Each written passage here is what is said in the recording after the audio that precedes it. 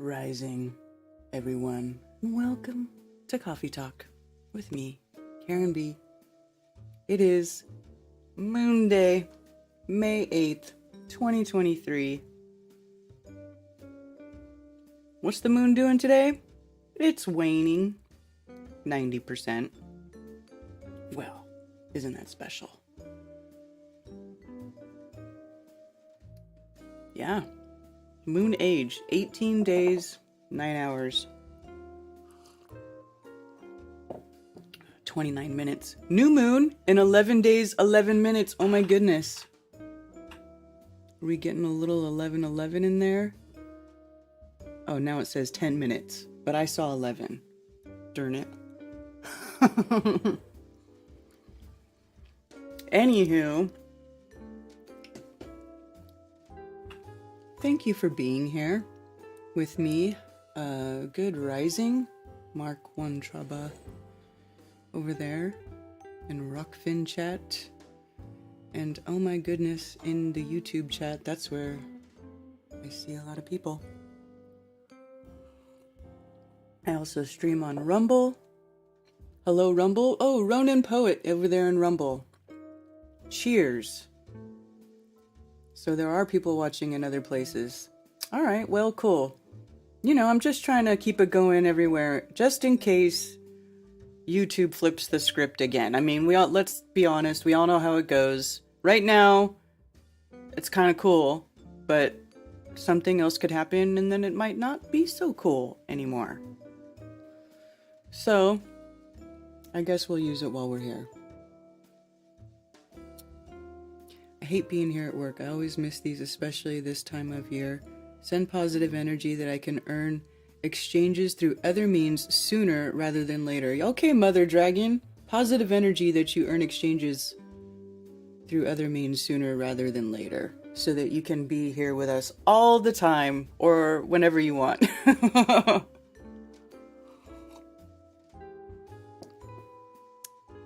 Happy birthday. Thank you. My birthday's tomorrow. But thank you guys. I'll be streaming with Mark Sargent tomorrow. That's right, 11:11. So I'll be on Strange World. Oof. No makeup on today. No filter. This is the real Karen.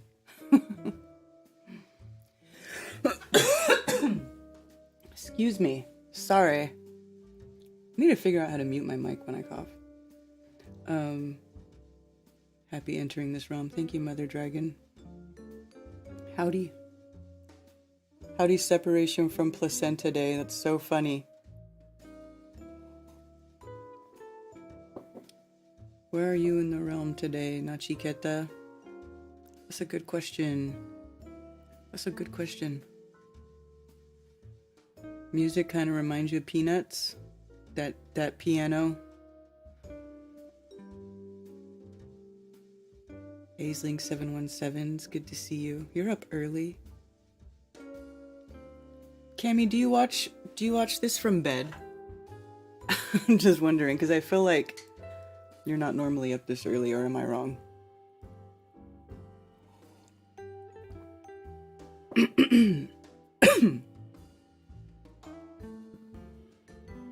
Yeah.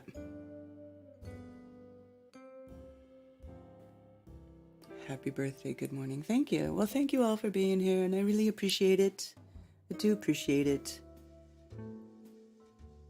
I can't stop coughing. Let me drink more coffee. So, if you haven't checked flatearthfestivals.com yet and gone to the Flat Earth friendly meetups where you can go meet people for free to list your meetup and just go check out whoever may be there, what other flat earthers are doing. Go be friends, make friends, do things externally, not on the computer screen, like out in the real world in daylight where you see people face to face and you can shake their hand and hug them and like get a feel of their personality and their laugh. You know what I'm saying? It's like, sorry, I have to have something in my stomach. I need to eat a little fig Newton. But you know what I'm saying? Like, when you're on here and you type LOL, nobody hears how you're laughing. LOL looks the same to for everybody, right? So instead of typing LOL, you can actually laugh out loud and hear other people laugh out loud. It's really cool.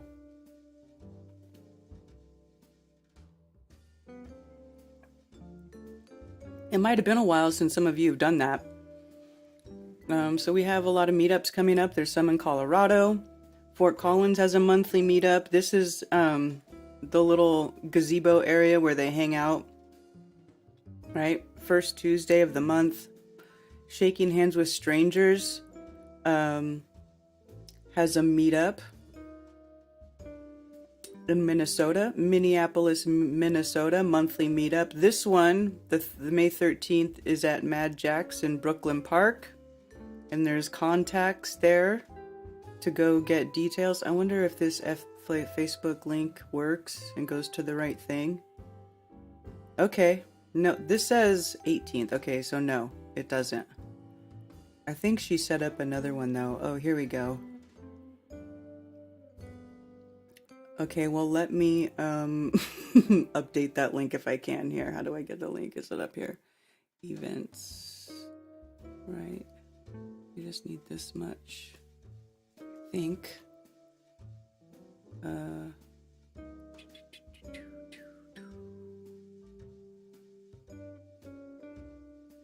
Oops. I think I left that window, so.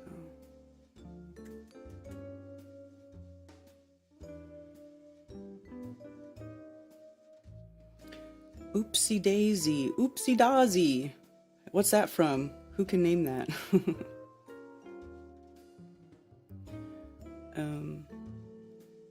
And I'm not logged into my website. Okay, well, anyway.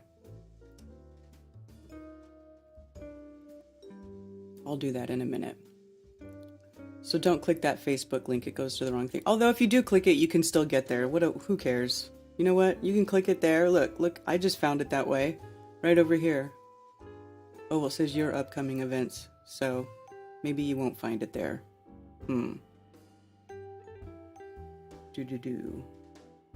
Copy link to invite group members. There we go. All right.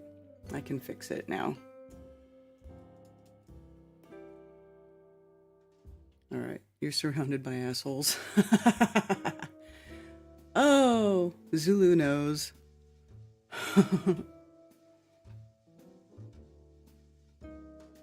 Turns out I might be a morning person. By the way, I'm eating fig Newtons too. Really? I love fig Newtons.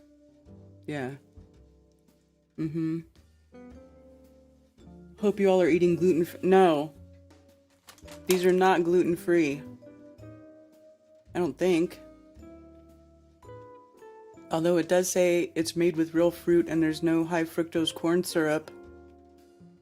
And it's whole grains. I mean,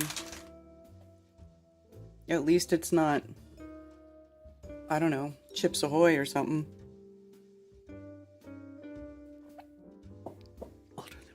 That's funny.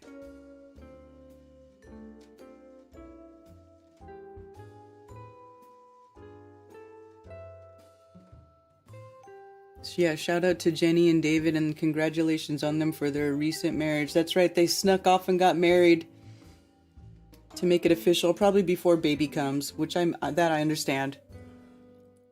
That's a good idea. And I hear Remington whining. It's probably because Ted went outside and he's crying. Can you hear that? Can you guys hear Remington whining?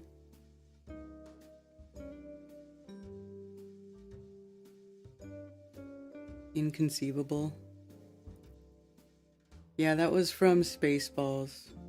Oopsie daisy, oopsie daisy. When he's doing the, when he's using the Schwartz. I see your Schwartz is as big as mine.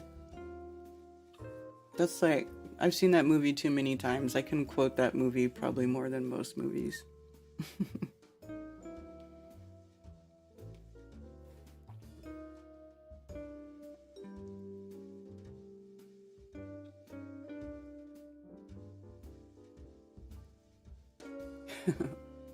I don't really think I have a gluten problem though.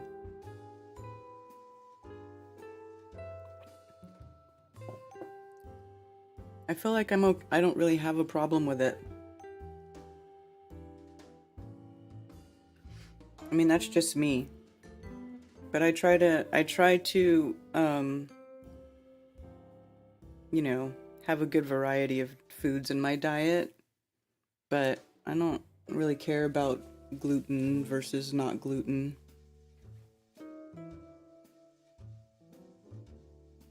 Come back and see Spaceballs. Yeah. That's funny.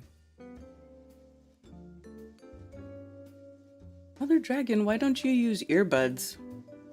I would just use an earbud. Or is it something to where you can't even use an earbud to cheat, like on low volume? I mean, you know, you got big poofy curly hair like me, you don't even see your ears, you know what I'm saying? You could just sneak something in there.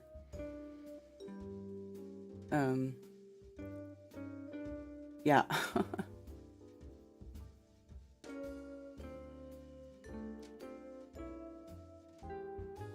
So, I don't know how many of you are into crypto, but it looks like Pulse Chain's gonna launch pretty soon. Just a little side note, I know probably a lot of you aren't into crypto, but that's a big deal. And if you're crypto curious, now is a good time to start paying attention. If you've ever thought, you know, been curious about it, but kind of blown it off because you don't, you know, you hear people saying, oh, it's bad, it's blah, blah, blah, blah, blah. Listen, you better learn it, because this is the digital age, my friends.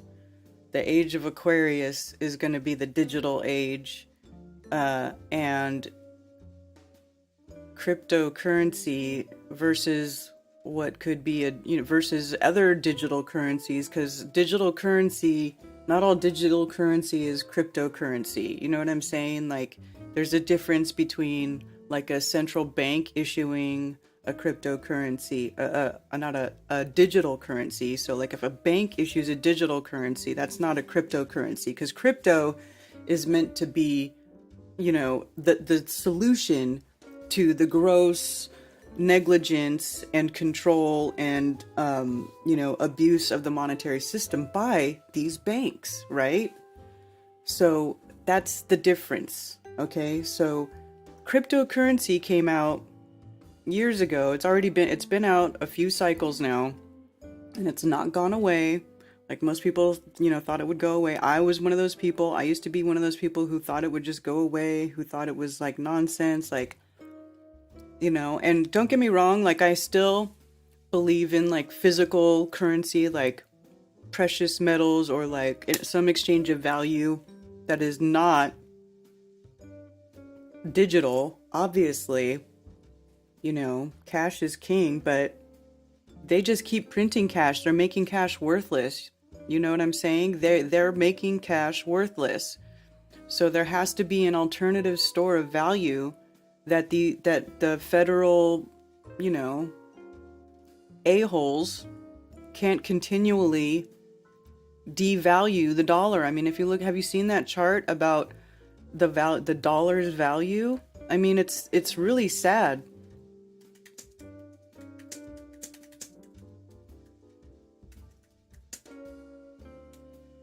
Let's see if I can find. Yeah, right here.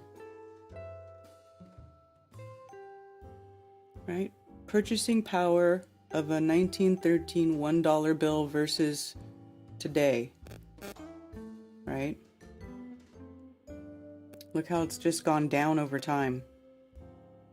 So they have the dollar bill has been devalued tremendously over time because of their quantitative easing, their continual printing of money, right?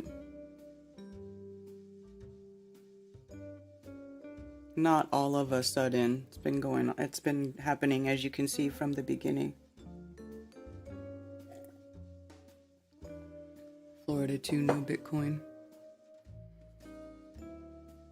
Sometimes I look at chat. Here, I'll look at chat. Oh my gosh, are you guys all having a fit?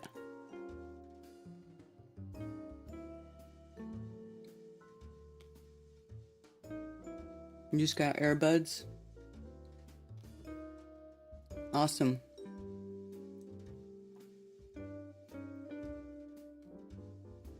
Sharon has already managed to need them in his room. We've left the bleeps, the sweeps, and the creeps. You guys are going off. Will you just learn it for me? I'm old, take pity. Okay, well, Cammie, since I love you and you're like my best friend and you live so close, I will totally just learn it for you. Actually, I already know it, so I'll just help you. Don't worry. But for other people, I'm just saying, barf, always when I'm eating. I love Spaceballs. You know, on Twitch you can do like movie watch-alongs if you stream it on Twitch through Amazon Prime. We should do that. Would you guys be wanting to do some of those? I think it would be cool to like watch it and then decode movies, you know, while you're watching it. Okay, I'm done.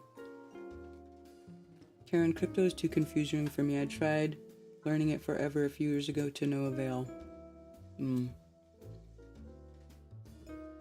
Well,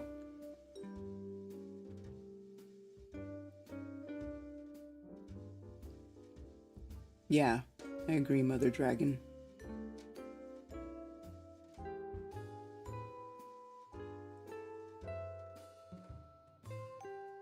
I can't get over giving the value of something I can't touch. Well, you know what? Try it a little bit. Just try a little bit of it. And you can cash it out. Once you cash it out, and then you use some money to buy something that you can touch, then you realize, oh, it's real.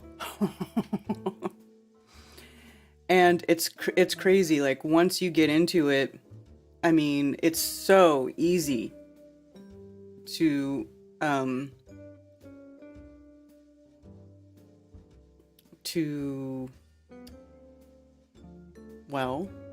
make your money make money for you, right? Because it's like trustless DeFi. It's a code, right? It's not like you put your money in a bank, right? Like if you were to do like some sort of like time lock or like CD, right, with a bank, like a cash deposit in a bank for X amount of time, and then after a certain amount of time you get more money back, right? It's similar to that, but it's not like you don't have to rely on humans in a banking system. It's all code, right? It's all code. And so it's if you think about it that way, it's, you know, it's a little bit maybe easier to understand. I don't know. I would like to try to make it easier for people to understand, because it's like, I have to tell you, it's like a cheat code, but it's not cheating, right? Like, it works. It's not cheating though. It's just a system outside of the central banking system, where it's all with all those high interest rates and the fractional reserve lending and like all of the usury and stuff that goes on just isn't there. It can't be there, right? Because it's code. So you can only do what the token is coded to do. And so before the token gets launched or put on the blockchain, right? Because all of the cryptocurrencies live on the blockchain. So before they go, or before you invest in it, you know, they have transparency scales where they audit these tokens, and you can look at the code and see what it does and how it works. And, you know, see if there's admin keys or little back doors where people can, you know, do a rug pull or whatever, because there are a lot of scams in crypto, you know, just like there's a lot of scams in the real world with cash money, like the Nigerian prince who wants you, you know, who needs to send you 100,000, whatever, you know what I'm saying? Like people get scammed in the real world too, with like credit card fraud and, you know, identity theft and all that bullshit. Okay, think about that. Nobody ever talks about, you can get scammed in crypto. Yes, you can get scammed in crypto, but you get scammed in American dollars too. You just have to be smart about it. You just have to learn, you know, how it works and what you're doing and be smart about it. Okay, I'm done. Screw crypto or legal tender or anything. Barter is the way to go. Yeah, bartering is great. Just the process of getting started demotivates me. I don't even have a bank account. Well, not having a bank account, I guess that's... No, you can do crypto without having a bank account. You can do it. Actually, that can be done, yeah. There's other people who don't have bank accounts who do crypto. And that's called bankless. And a lot of people in crypto, you know, promote going bankless. Although that's you really got to work at being completely bankless. That takes a while, but it can be done. It can be done.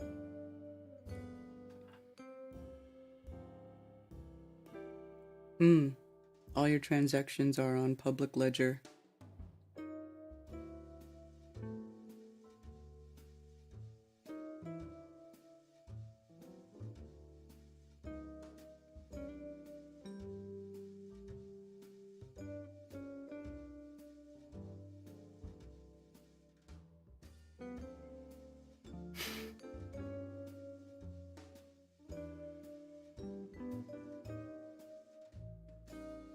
How? PayPal? Yeah, PayPal, Cash App. Those type of things.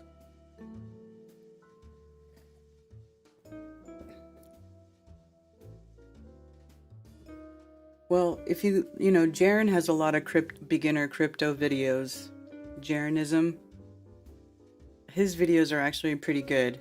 Because I was watching those videos and that's how I got into crypto. And then I started just learning on my own too. And then, you know, once you start following, there's a bunch of people that do crypto streaming online that you can watch. You know, it just takes some time. It's just like flat earth, right? When you learn about flat earth, what do? You spend a whole bunch of time studying about it. But what does flat earth do, right? It totally frees your mind.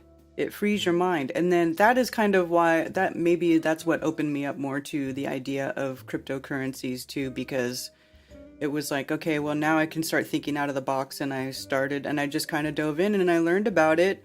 And now I think it's a really good idea. I mean, look at what's happening with the banks right now. The banks are like, they're failing. And here's the thing. Big banks are forcing these little banks. It's big bank tank little bank is going on right now, you know, and they're consolidating power from all these smaller banks into these bigger banks. I mean, the banksters are trying to take over. You see what I'm saying? The banksters.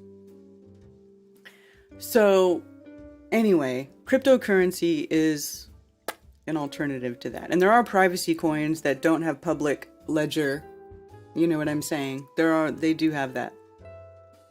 And I do say that, you know, having gold and silver and all that stuff is good too. But gold and silver, like, you know, physically holding large amounts of gold and silver can be a task. You need a safe. It's heavy. You know what I'm saying? But gold and silver is good.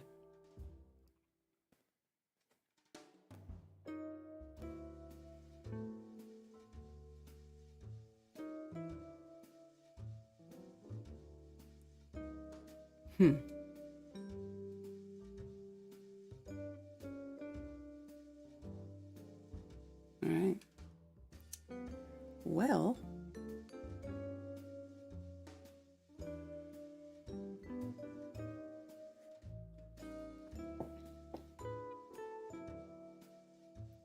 got a caller on the line. Thank you for calling Coffee Talk. You're on with Karen B. Hi, Karen. First of all, happy future birthday.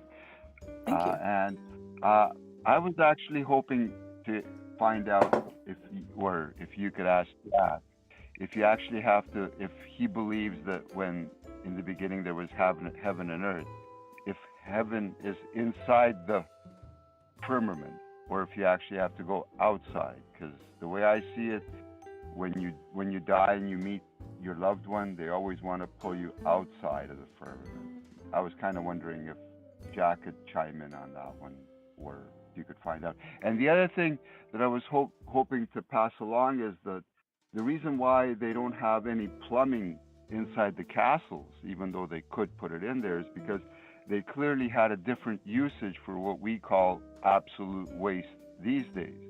And one of the signs that you would want to look at there is the fact that blood plasma in the medical profession is actually called urinea, which is urine with an IA on the end. It's like Superman hid his identity with a $2 pair of glasses. But basically, I know that there was a few folks who dragged some blood plasma outside of the hospital, and they actually tasted it, and they said, yeah, it tastes just like the urine they're drinking. So the What? only Wait, catch is what? that the average... Whoa. What are you talking about? Well, blood plasma, if you look up, the medical term for blood plasma is actually called urinea.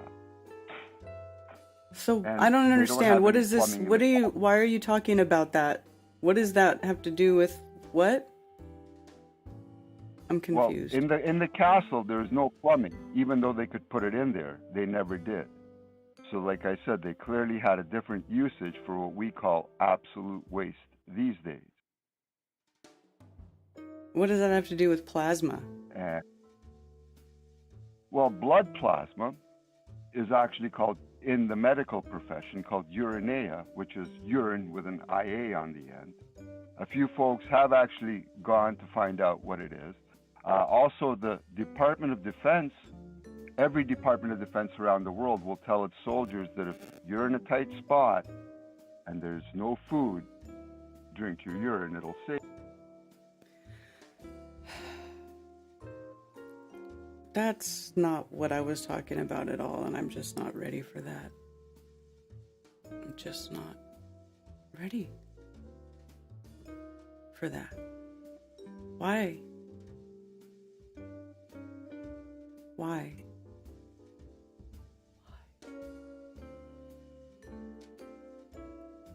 Anyway, holy smokes. So as you can see, my phone lines are open. 848-222-2480 is the call-in number.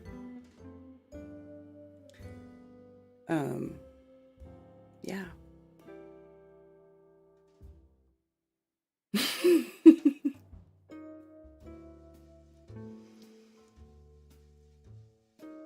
They can also give social credit stores to everyone, and then make sure those who have a bad one can't access their crypto. Well, see, yeah, that's the central bank digital currency version. The other version, they can't do that. They can't do that.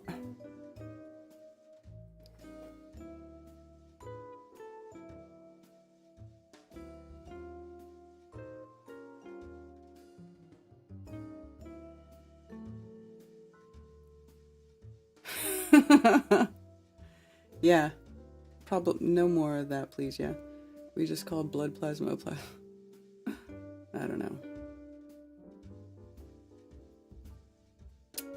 Anywho, thank you for the birthday wishes over there on Rockfan. Tony Coriolis, thank you for the tip, monkey tip. Oh, let me see, is that working here? Yeah, there we go. Okay. I forgot I added the Rockfin chat to so that YouTube people could see that. Let's talk about neuroscience and neurons. Money is boring. Money, you know what? I agree. Money can be boring. I wish money wasn't an issue. However, it can be an issue if you don't have it and you need it, which is how this world works. So, I just like to suggest ways for people to learn to acquire money faster than you would without using these type of tools, these digital money tools, these cryptocurrency tools. Okay, I'll just say that. That's it. Not financial advice. Not financial advice. Okay? Don't get upset. Don't get upset about it.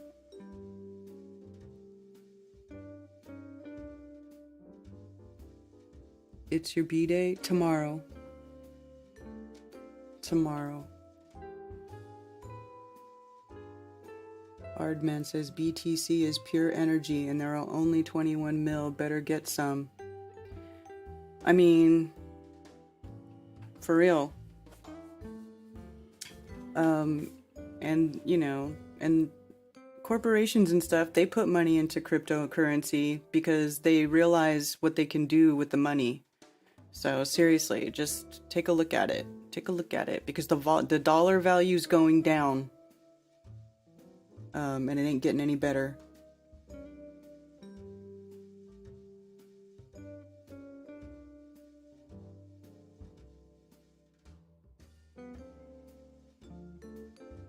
A Mercury dime will buy almost 2 gallons of gas right now.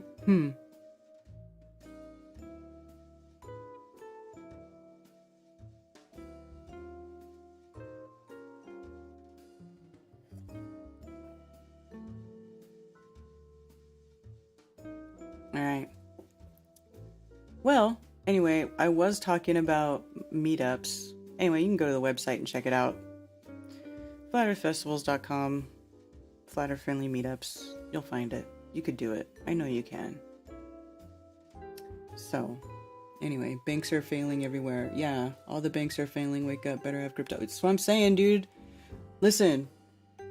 Just don't say, I just feel like I would be remiss if I didn't tell my good friends and followers and viewers and whoever you are out there, just look into it. Check it out. Start learning. It's not that hard. It really isn't. I mean, yeah. Okay. Go buy some gold. But gold gold holds its value, but it doesn't really go up that much. That's what I'm saying. You got to learn. There's cycles. It goes up and down. Goes up and down. So right now, everything is down. That's why I'm talking about it now. Because right now, it's down. But it's about to start going up again. Just saying. Just saying. And Pulse Chain is a new blockchain that's about to be launched, which is a fork of the Ethereum chain. And everything that's on the Ethereum chain right now is going to be copied over to Pulse Chain. And the best way to maximize profits is to get in early. They control the price of gold. Yeah.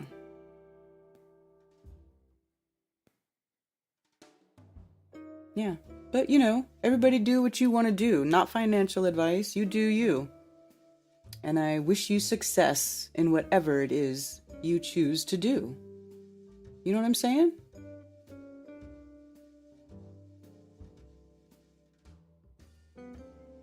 Hello. Hello, all you beautiful people. All right. Anyway. So, James Ritchie, thank you for the tip on Rockfin. Cheers. Cheers, my friend. Thank you.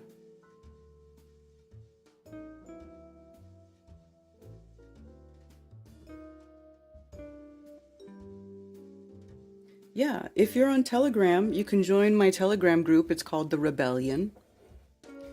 I guess I am showing my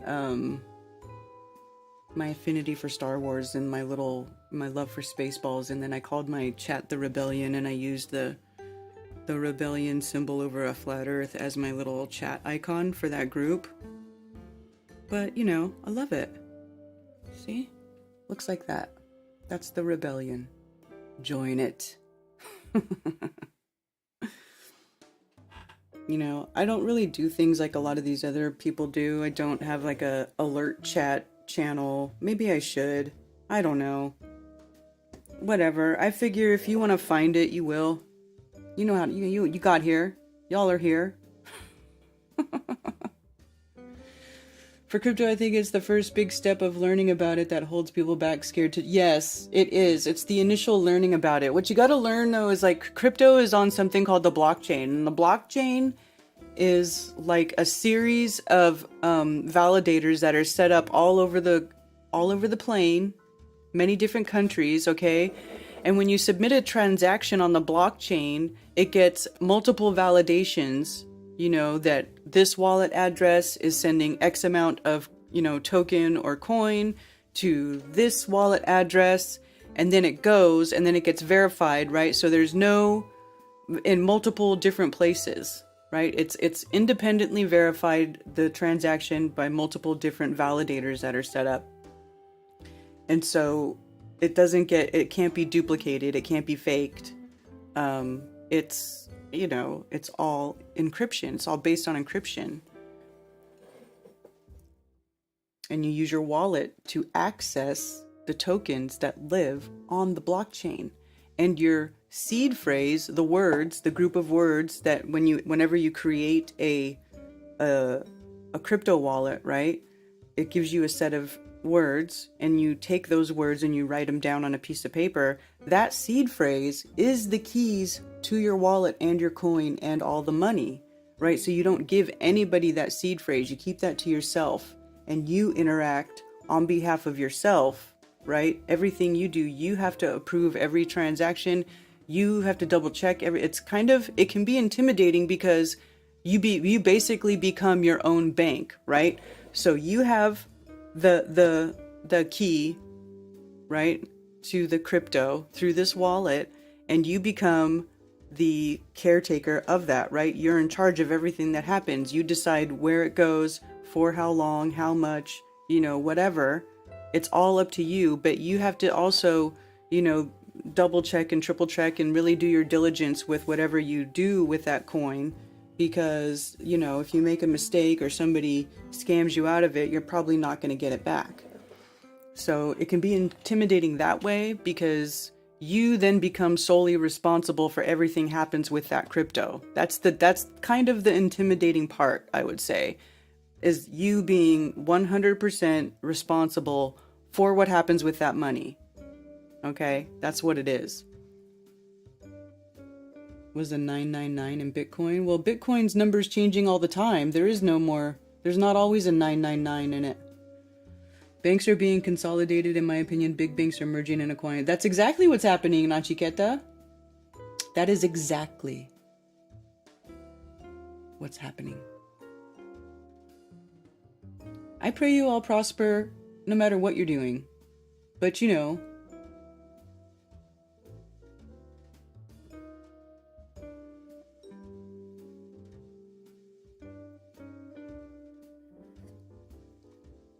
if you can, you know, use a little bit of, you know, and I'm not saying to go bankless because, you know, that's something that you would probably really work towards over time. And as you got more comfortable using cryptocurrency, that's something that you could do. But, you know, if you have a little bit of money and you don't think it's working enough for you, you can invest it, do your research, and you can invest a little bit of it. Just try a little bit of it right now when everything's down. So you can see what it's like when the market starts to increase, and you can see, you know, how it increases, and then you can learn that you can, you know, when it gets to a certain point, you can sell, you can take some profit, like whatever your original dollar amount was that you invested, you know, you can cash that out, take back the money that you invested, and then the rest of it is just gravy, right? You just watch it, play with it, see what happens. You know, I told one of my really good friends about it, and she was super stoked. Once I told her, you know, she played with it the last bull market and she did okay. So, I don't know, it's just something to check out.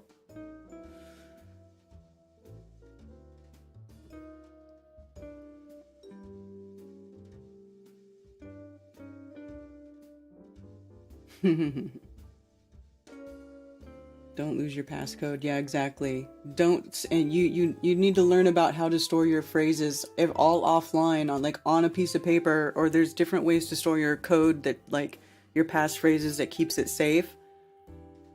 You know, you can get little steel plates and engrave your code on it so it's like fireproof and waterproof, and then you keep that in a safe or something, and then that's like, stuff like that. Play with house money, right?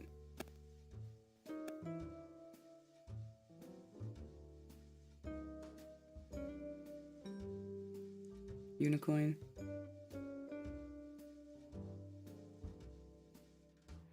Oh, CSV, your van broke down? You got an Armada? Let's see.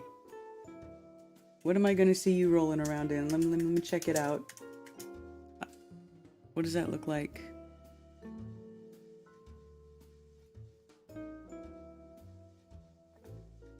That's cool. I don't see that having as much room as your van, though. It's a little bit of a downsize, isn't it? But I guess it's good if it's reliable. That's cool. It's cool. It's like the Nissan version of like a Suburban or something, I guess, yeah?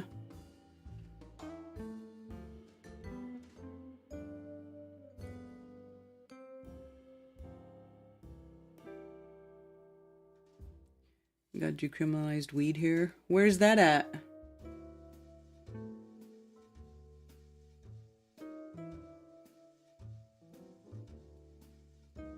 Engraved yours on a wall plate. Yeah, everything is in cycles. Yeah. I know people go, like there's that really famous video. Let me see if I could find it.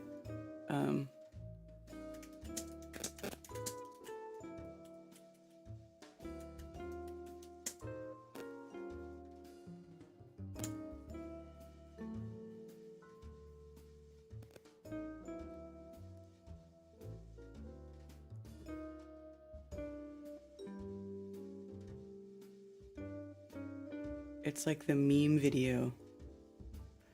That one time Bitcoin went up and then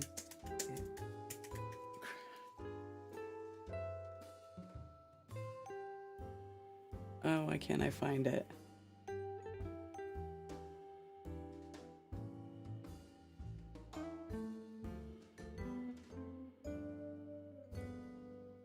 Oh, anyway, it's a stupid video, but anyway, it talks about how that one time Bitcoin went all the way up to 3,000, and then it crashed all the way back to 200. And then it went all the way up to 18,000, and then it crashed back to the, right? But the whole point is that it goes up, and then it goes back down, but it never goes all the way back down to where it was in the beginning, where it started, right? When people were buying Bitcoins for like 50 cents each, right? Or $1 even. So just, that's what he means by, that's the whole joke, right? Cycles. All weed grown for the stores is sprayed with synthetic THC because it is not grown long enough or naturally to develop THC naturally. Not at Flat Earth Farms. I bet that's not the case at Flat Earth Farms.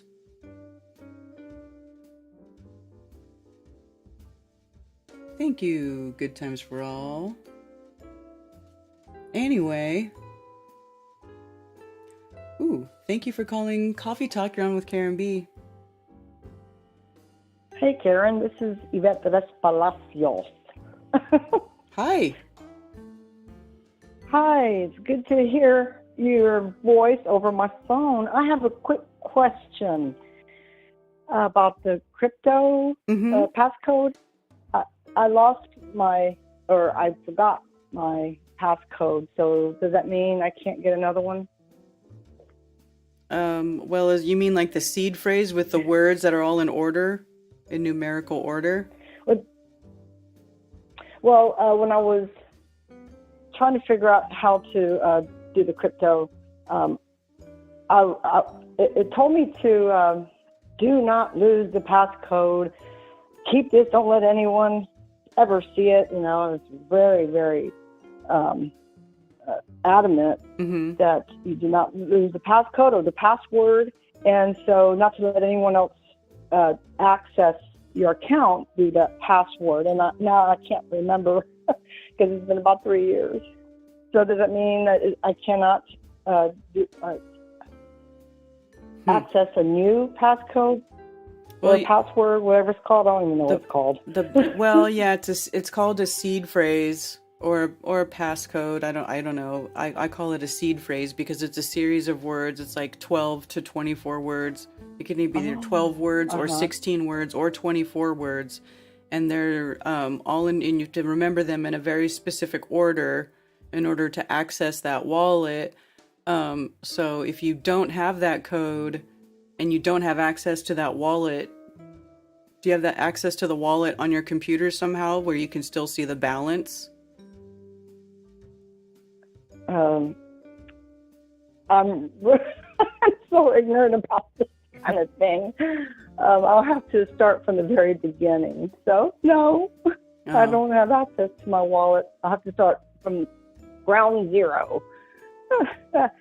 So, wish me luck, and I will give it another shot. Yeah, just start by having like a very specific, get yourself a special little notebook, you know, and only put your crypto stuff in that book and keep notes of it like a ledger, right? So then when you make your wallet, you know, write your seed phrase down and you can, you know, and just all the information that goes with it and keep it in that notebook and then keep that notebook somewhere safe. And then that's a good way to start with, you know, being able to keep track of what you do.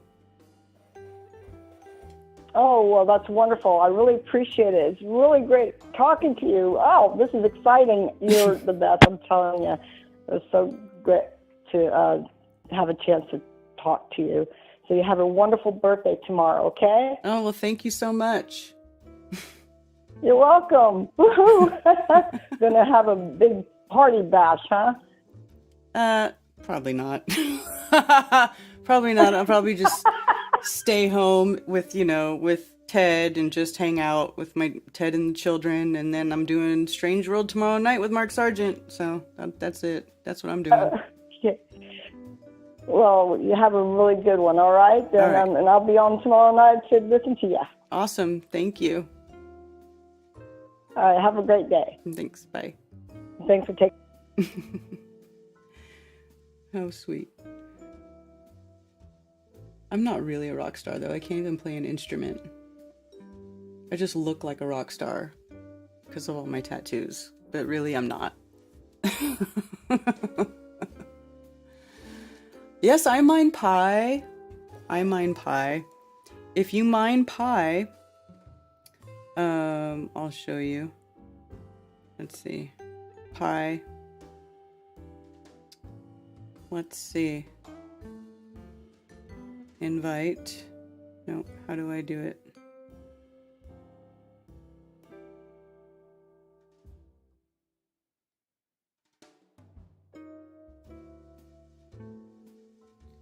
So,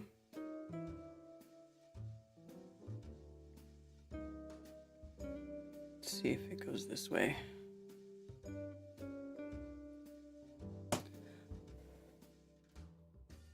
Here we go. I just put it in my Telegram chat, but I can put this link here. Ooh. I'm just going to delete the sentence in the middle so that it'll fit into chat.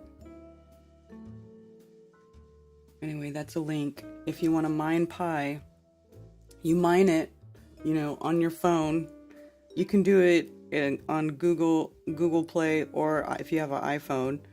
And, you know, and when you do it, you just, you just say mine pi on the phone, and then you're mining pi, and then you can do you have to do a and then once they actually launch the pi network, you'll get your pi, but you have to do a KYC to receive the pi, which I did, but they do that to make sure that there's no fraud, right? Because in case you have like multiple phones and you're doing multiple mining, like you can't prove that you're a real person for all of those accounts, right? Because the way it works is you get if you refer people, they join your little my pining like thing group, and then the more people that are in your group, the faster rate you mine pi.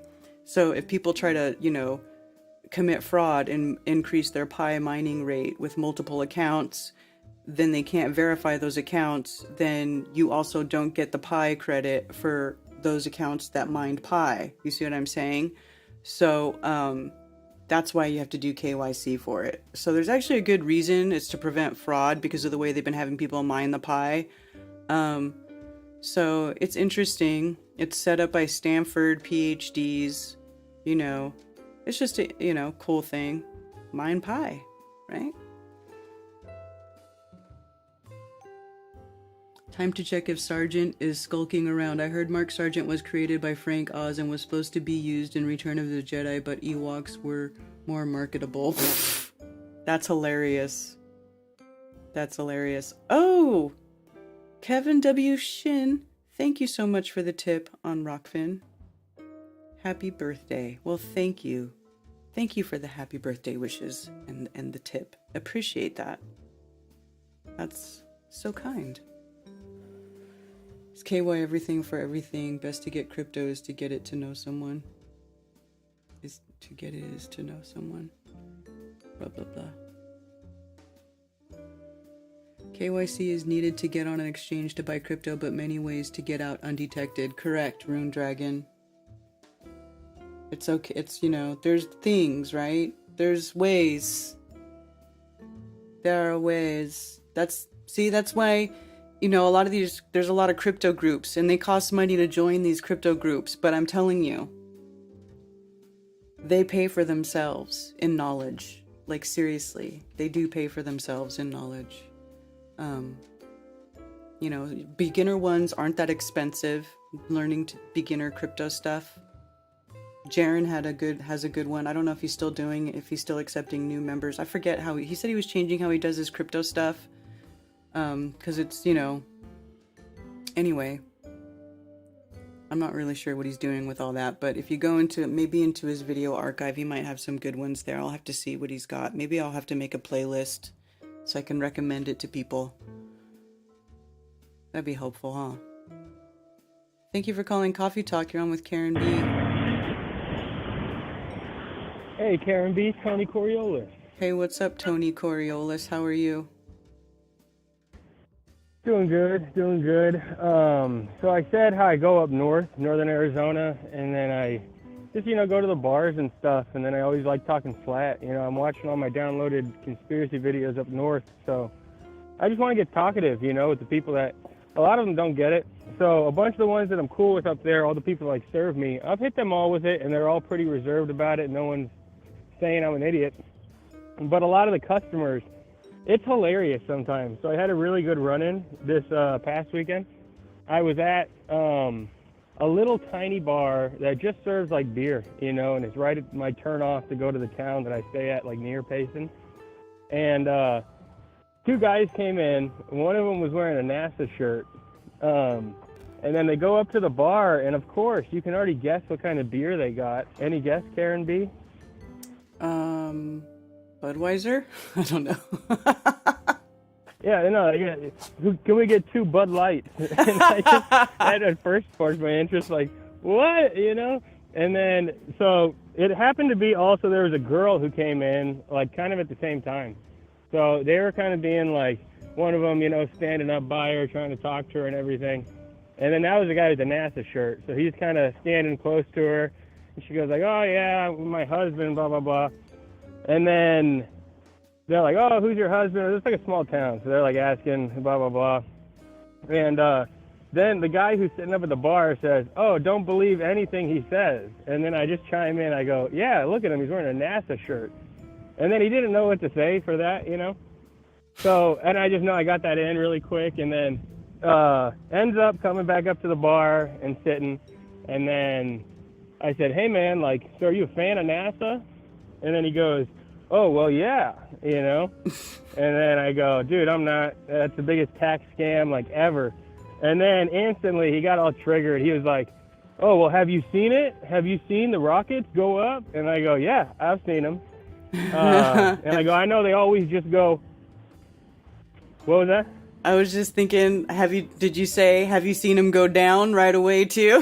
That just cracks me up. Yeah, I know. I mean, he was so dead set on, "Oh, well, I served in the Air Force, so I saw him." And I go, just the one thing I said, I like being short with people sometimes. Like, you've never seen it go up, straight up, and leave that way. You just see it go out, and it disappears out that way. And then he said, "No, I've seen it go up and disappear up." And I go, "Nah, dude, that's not true." And then his buddy gets all, "Are you calling him a liar?" And then I go, "Well, either he's the first person to ever see it go up and disappear that way, or he doesn't know exactly what I'm saying. Like, dude, do you understand what I'm saying?" And then just his other buddy got so triggered, they ended up leaving the bar all quick. But the girl chimed in for a second, because I told him, like, "Yeah, I'm flat." And then the dude started laughing or whatever. And then the chick goes, "What do you think on chemtrails in the sky?" And then I just said 100% true. And she just, she sipped her beer like, "Okay, this guy's good." But it triggered the two guys and they left. So I had to call in and tell you that. It was hilarious. That is hilarious. So I hope I see him again sometime. You know, it's a small town, so hopefully they come in. And, you know, money sucks, but I always go up out of town and I always tip good, you know, and just, money doesn't really matter. Right. Ultimately. Some good little people up there.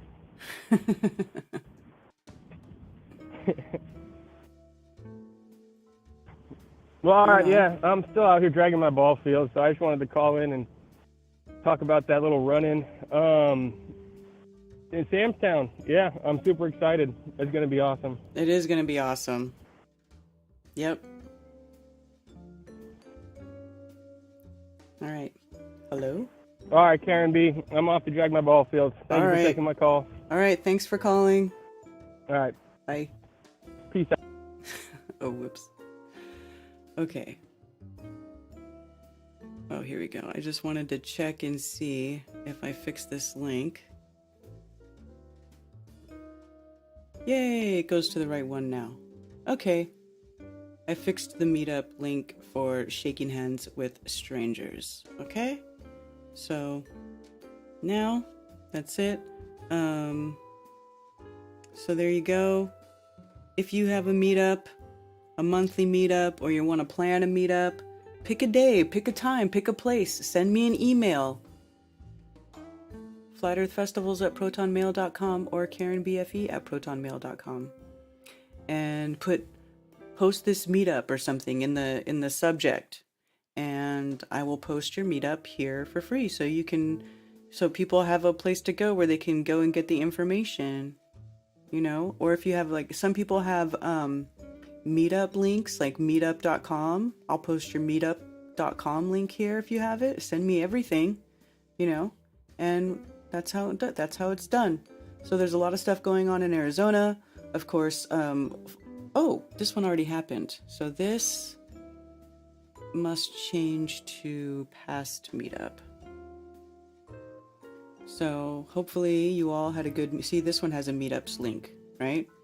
In St. Petersburg, Florida. Hopefully you all had a wonderful time. St. Petersburg, Florida. So we'll just fix that.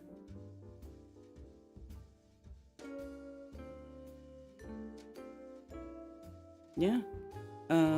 There's going to be a movie night in Arizona, I think. Is that Arizona? Yeah. Tucson, Arizona. Huntington Beach. Next weekend, Brian, actually, from Dose of Reality, Brian Stavely, is going to be hosting a meetup in Huntington Beach, California.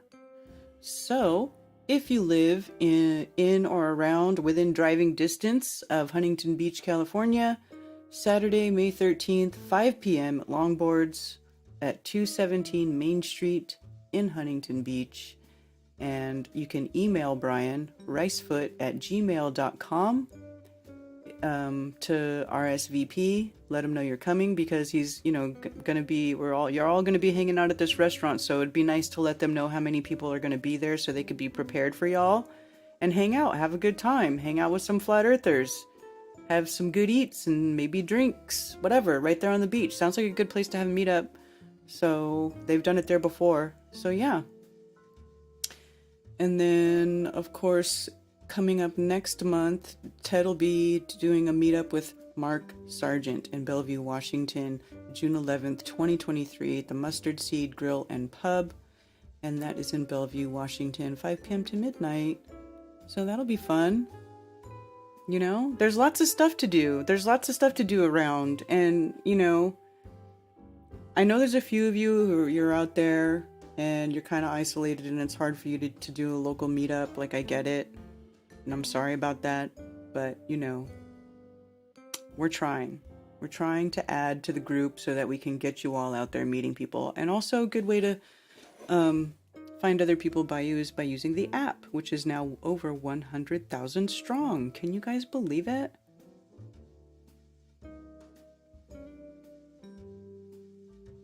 Let me go to the...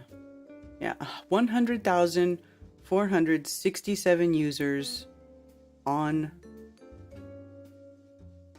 the app now. Boom. Let's see. Look at that. So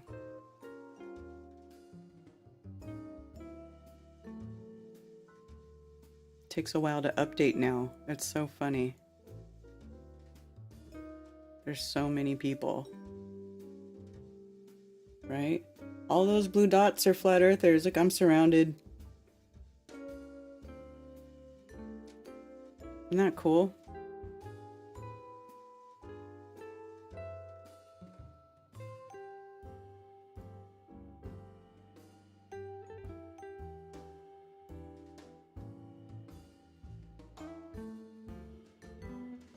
Yeah, so if you decide to get the app, use my referral code.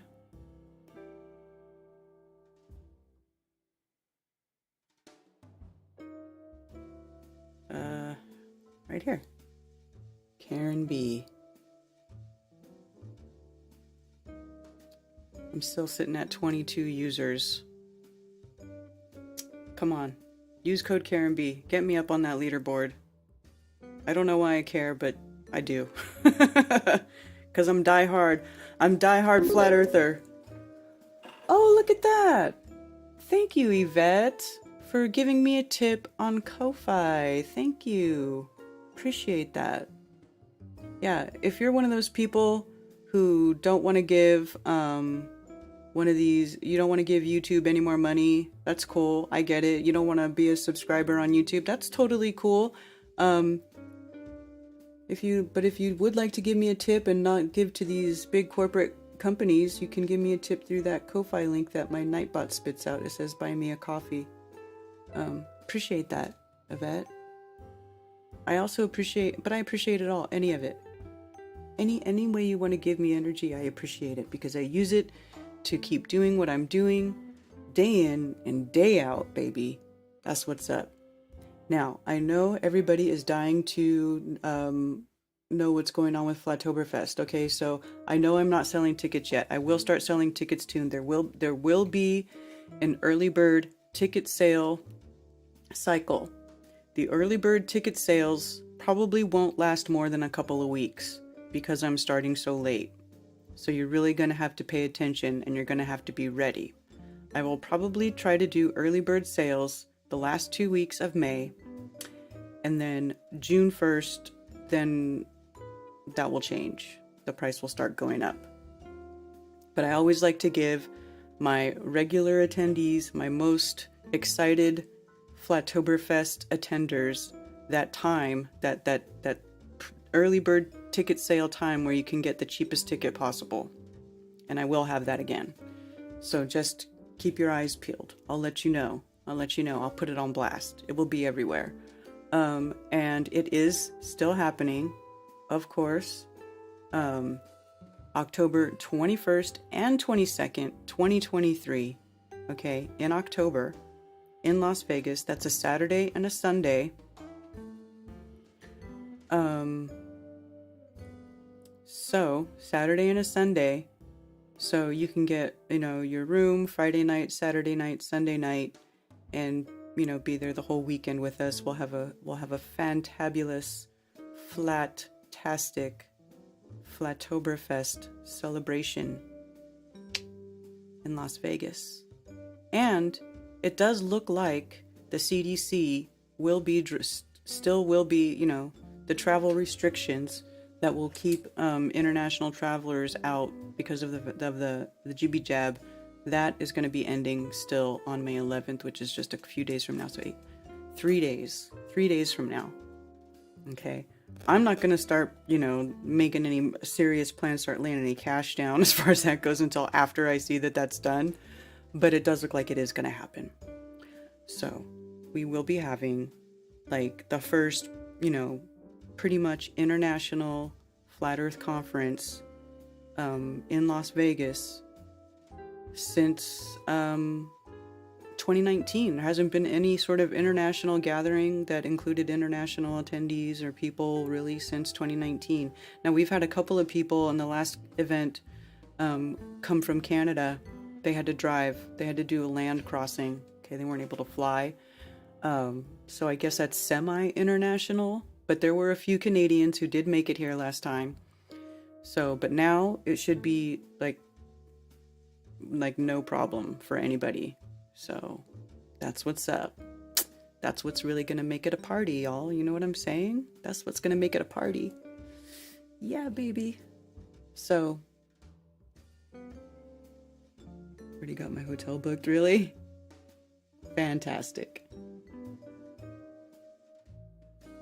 And that's just a fraction of all the flat earthers. Exactly, Dr. Backass words.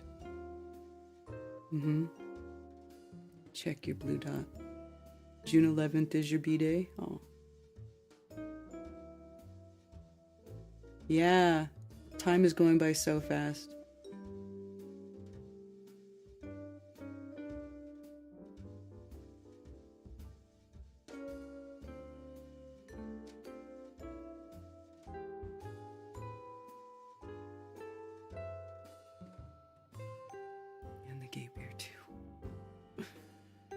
Yeah.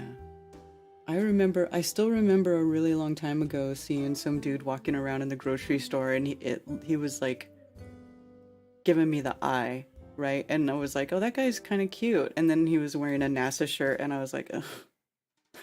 Of course, that was before TED. Now I don't have to worry about all that. All right, listen, I need to refresh my beverage. I'm going to refresh my beverage, and then I'm going to return, and we're going to talk about some cool stuff. All right, more coffee talk in a minute.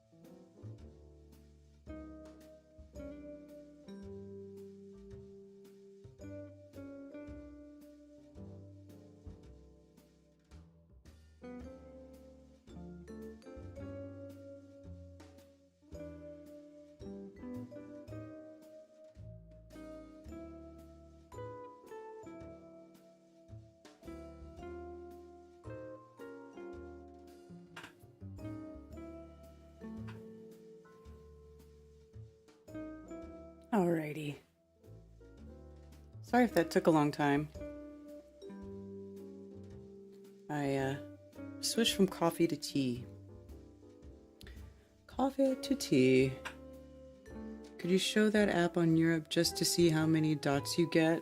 Okay, yeah, man. Sure. Let me see. Let me see.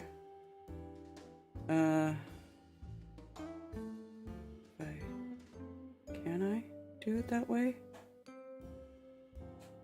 Okay, here we go. Okay. Well, let me switch to a different view.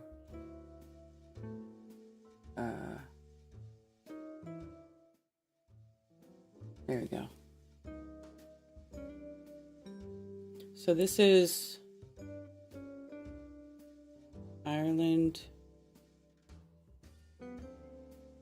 and the UK. Will it let me zoom out?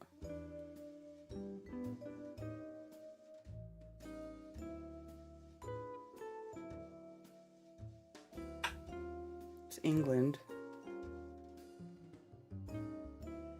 London. So here's London. Let me see if it'll update while you can watch it. England. It takes a while. No, there's so many.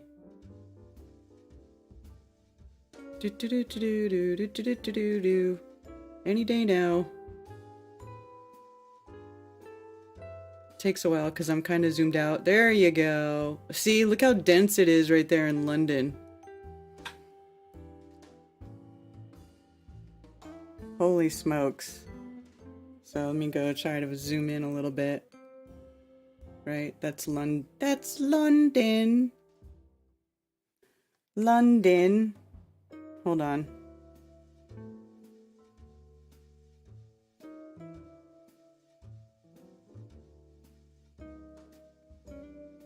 Guess maybe I could just plug my phone in and, you know, watch it that way, but... So here...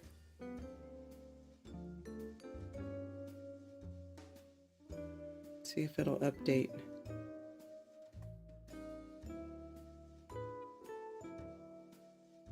I think I might be.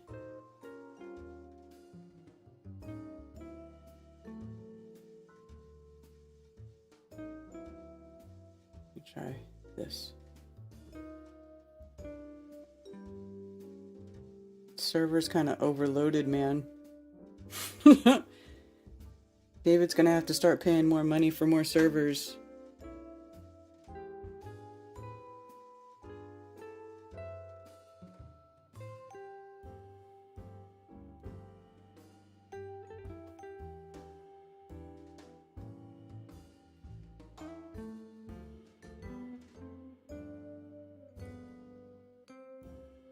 Here we go. Here's Spain.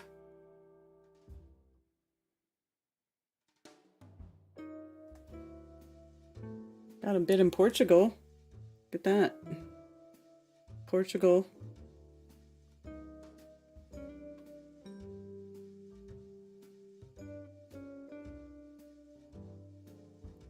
Italy. I don't know why Germany and stuff was not loading. Switzerland, you know. And you can't, you know, this is based on your phone. You just have to sign in and stuff. So these aren't fake locations, right?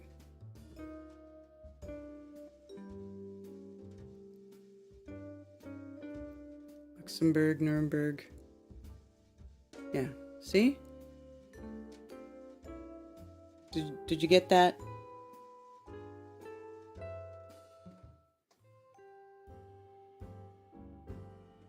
Yeah, so that's what's up. If you want to find some people, the tools are there for you to do it.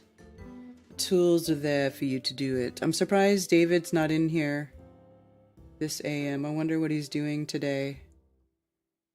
Maybe he's updating, signing up for more servers.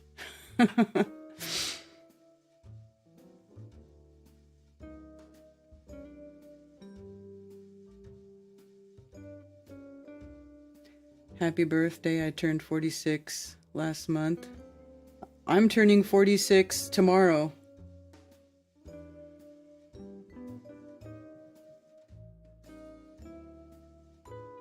I'll be 46. I have a few bills at Mac Printed Research Flat Earthon. Oh, you gotta keep those. Joe Cole, hiya Karen B. Heard your name floating around, so figured I would check you out. Well, thanks for checking me out, Joe Cole. I hope you enjoy yourself. A few peeps here I know, and it's cool. Yeah, man. Hey, man, I've been around for a while. You know? I've been here for a while. Just saying. You know.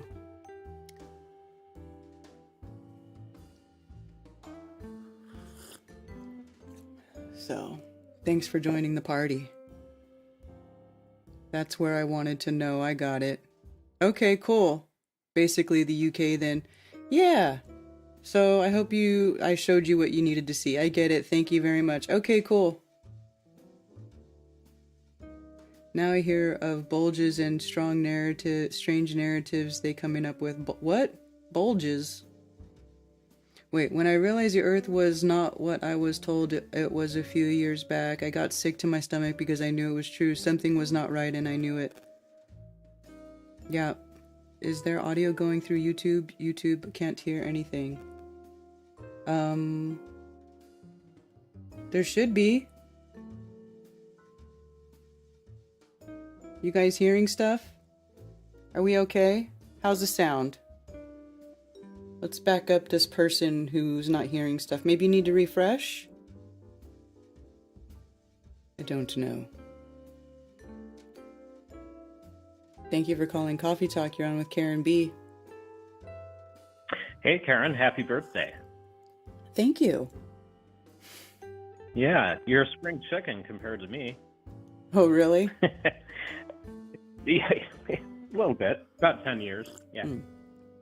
Hey, I wanted to see what your thoughts are on, I think I already know the answer, but what are your thoughts on Ben Davidson and suspicious observers? Oh. I kind of call them the death cult. It's kind of a death cult. But he loves to talk about fear porn. I know, and he loves to talk about his body. It's weird. Anyway, it does seem like they have a point about the migrating magnetic pole, the pole shift. Mm-hmm. It does seem like something might be going on with animal migrations, but I don't know. I just wanted to see what you thought about that. What does he say is going on with animal migrations? Well, that, we're getting more whales beaching themselves and animals walking in circles and stuff like that here and there because of the magnetic poles shifting and affecting their navigation. But overall, what do you think about the idea that something might be going on with the overall magnetism in our realm? Do you think something might be happening? I mean, it's possible. What can you be more specific about what? Or do you mean just like the poles shifting? I'm not even sure. I'll be honest. I'm not sure I believe the pole shift story. Like the pole reversal. I'm not sure I believe that. And if you that's where it's going. Yeah, because if you look at different articles, even written by different scientists, they don't even agree. Like some of them say it's moving, and some of them say it's not moving, or it's shifting and it's not shifting, or there's no, and they can't even agree if there's actual evidence of a pole shift in the past. I think they just don't know. Yeah, and as far as flat earthers go, I guess. Well, obviously we don't agree on where the South Pole would be, right? A lot of people believe in the toroid. Mm-hmm. So do you think it's a toroid and so the South Pole would be somewhere underneath us somehow. How do most flat earthers think about that? Well, this is something I actually look at a lot. So if you look at the magnetic field, like you can go to USGS, and they have things that they have magnetic field images of Earth that you can that they give you, right? And of course you're kind of relying on them to give you that information, but I mean, you can measure the magnetic field with excuse me, I'm doing a search while I'm talking. You can measure the magnetic field, right? Because we have compasses and we have different types of equipment and Geiger, is it Geiger counter? That's radiation. Tesla. They measure, I think the way they measure magnetic fields is Tesla units or something like that. But anyway, we have different things that we can measure the field with, and a compass obviously always points to what they call the North Pole. And so, we know magnetic declination is real. Magnetic declination can be measured. So, there's definitely a magnetic field. But the thing is that everybody, thinks that the magnetic field is like a toroid, looks like a toroid, where a toroid is like a single point of energy. It's an unmanipulated magnetic field is basically what that is. And so when you start adding different elements in different magnetic bodies, or I don't even know how to really explain it, but the fields warp, right? Different things will warp a magnetic field, different elements, stuff like that. So it's not like a perfect toroidal, like you can't just say, oh, everything needs to be this perfect toroid, which I think is the problem with that. Let me see if I can just look it up right there. Like the guy, that Hervé guy who does, why is it showing me this? Okay, maybe this is why. Okay, so if you can see the screen, it'll probably be a delay because you're on the phone. But this is how they tell you the Earth's magnetic field looks like. They always put the ball there, and then they put a perfectly, they put like the perfect toroidal field shape around it, except if you actually go to, let's see, USGS, if you search magnetic declination, right, instead of Earth's magnetic field, then you start to get an image that looks like this, where the lines are all squiggly and they don't really make sense as far as like what a normal toroidal field looks like. And that is actually what the ley lines, or what the flux lines of the field of the Earth's magnetic field are actually doing, right? So in the center we have a quadrupole, not like a singular pole. There's a quadrupole, right? So this, if you guys have seen this image ever, this is what the actual flux lines of Earth's magnetic field do in the center, and this is a quadrupole.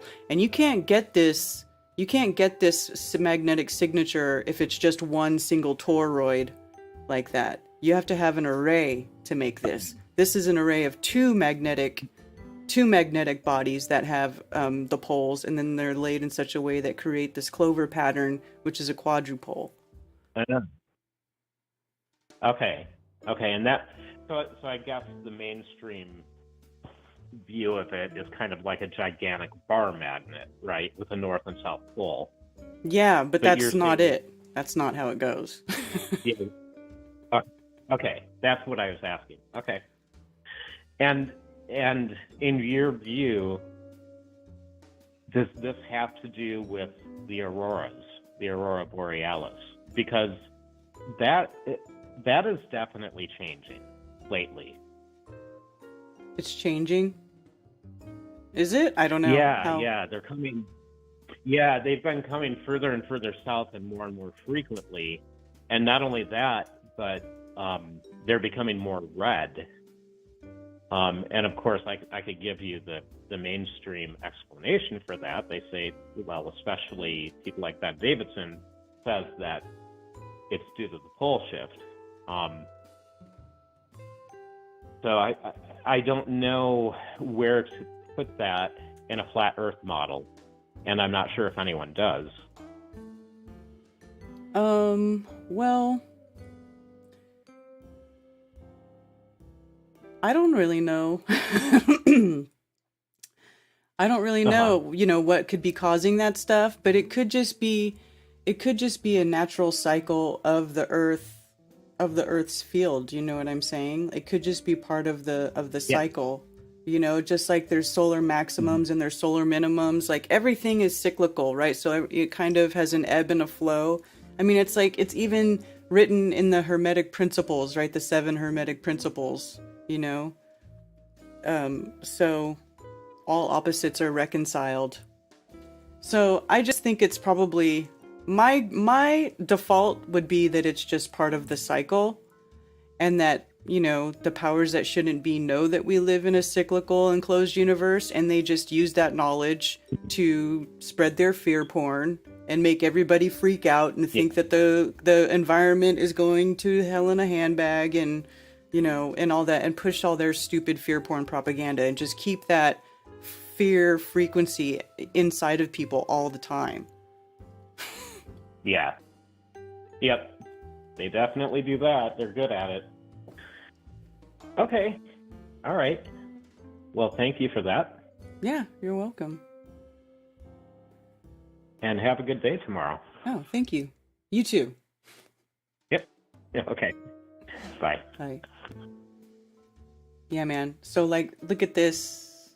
Right. I'll move it because my coffee cup's kind of in the way. But, okay, so you see this, how this is my version of the, can I make this go bigger? Yeah. So this is my version. I made this. I polarized the magnetic map that you can get of the magnetic flux lines of the Earth's magnetic field. Okay, and I took it and I polarized it, which is how you make the AE version of a map, right? You take a Mercator projection map and you polarize it, which takes the top part and wraps it around that centerpiece, and it gives you the AE map. And so you can see the actual magnetic flux lines, and these lines are magnetic declination lines. So it tells you, wherever you're standing in relation to this green line, which is the 0, okay, which wherever you're standing, if your compass is pointing that direction, that's zero declination for pointing to the pole, right? So this is kind of weird down here. It makes you wonder how, like, if you're here and your compass is going to be pointing this direction or that direction, that's 0 declination though. But it looks like it's like 90 degrees off from this. So that's weird how that works. That's kind of confusing to me, those parts. I mean, there is something weird going on, but this is a complicated subject. I mean, this is something I've been looking at for a long time. Really matters, yeah. The field is oscillating, the center would shift. Dipole under Australia. Oh, Karen is sharp. Oh, Cammie's talking. I see, I start talking about magnetics and Cammie starts chiming in. Yeah, 1111. I'm glad you guys all tagged in 11. Not necessarily pole shift, could also be cyclical. If the quadrupole is caused by 2 dipoles, it will not be static. Yeah. Okay, so check this out. So then, let me find this then. And here's the other thing. They knew about this dipole. Let me see if I can find it. Vintage mag polar. If you look at the old North Pole maps, right? Let me see. What do I have to search to find it? Mercator. Here we go. Ah, found it. So check this out. Okay, so this is the old Mercator map, the North Pole map, right? Now, this is how all the North Pole maps basically used to look, right? Well, this is a low res version. I gotta find a higher res version. Let me see if I can find a higher res version. But right here, this is a magnetic pole right in the center, and this is a magnetic spot.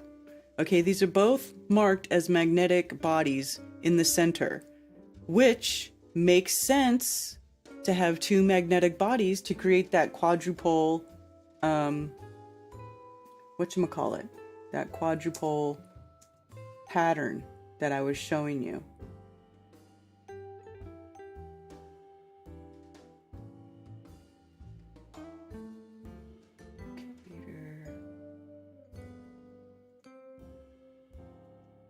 I think this one is higher res. Yeah, here we go. So this one you can actually read the text. That's what I was looking for. So let me close this other one.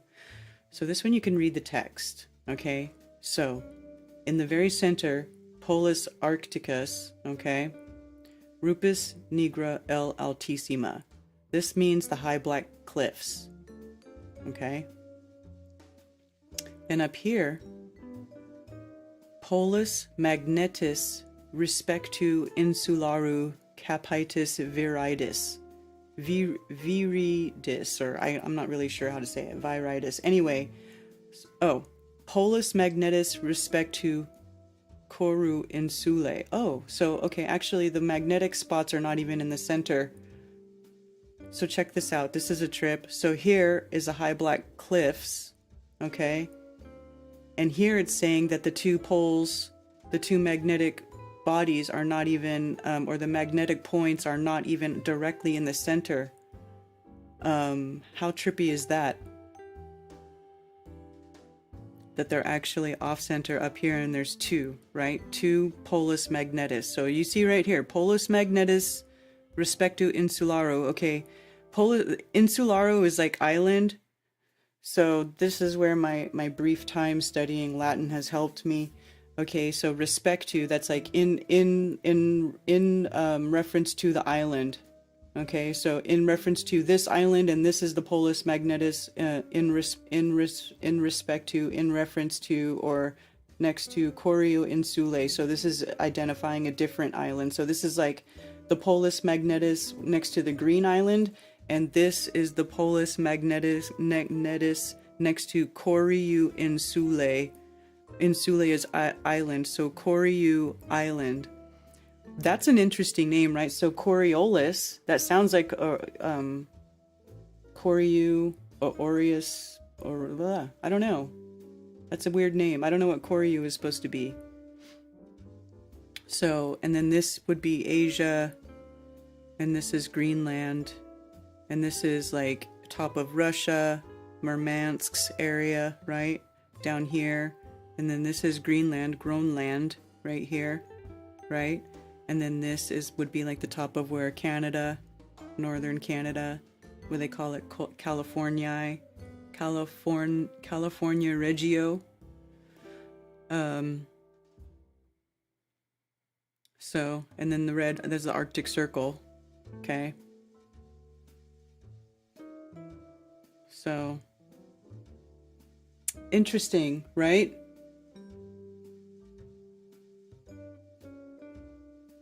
So they've known that there's two magnetic bodies up there.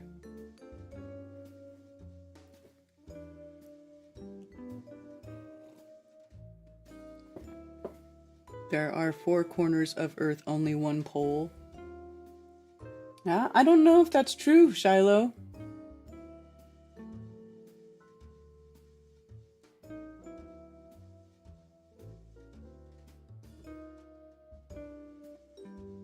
Well, I don't know that it's perfectly circular, and I don't think that the sun goes in a perfectly circular path, as Cammie was mentioning on Glowbusters yesterday.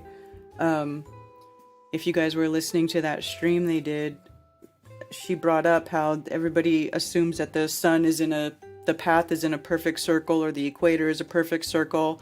I don't think it is. You know, I don't even think the Arctic Circle is a perfect circle, right? I think they drew it that way just for ease of understanding.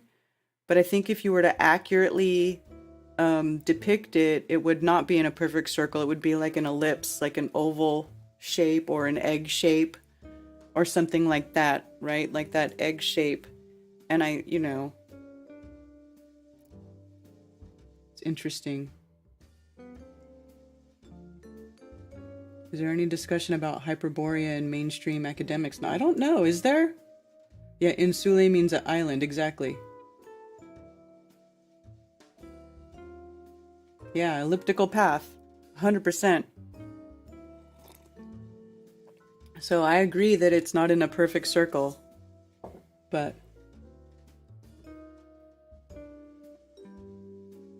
I have this map on the back of my vehicle.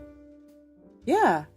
This is, it's super interesting because these islands show up on so many maps. Let's see.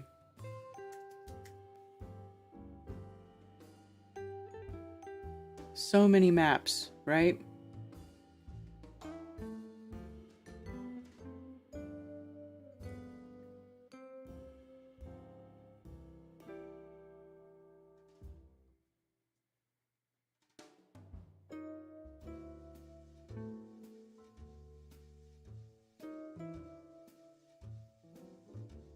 So let's,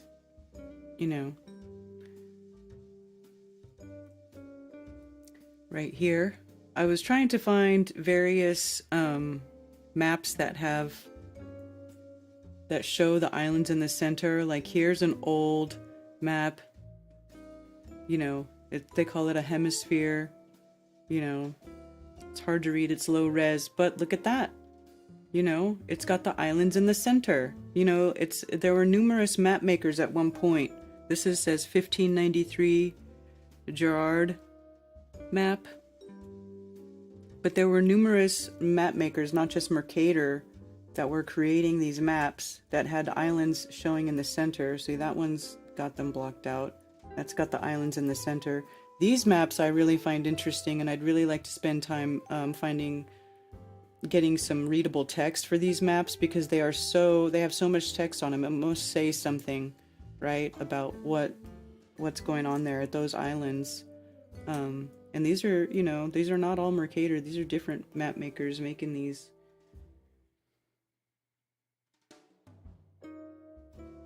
Can't really read the name of this. Jean Bella Mosher or something, I don't know. Anyway, but clearly this is of course that one big one, the big AE map. This is great. I have this one in high res, but this one has the islands in the center.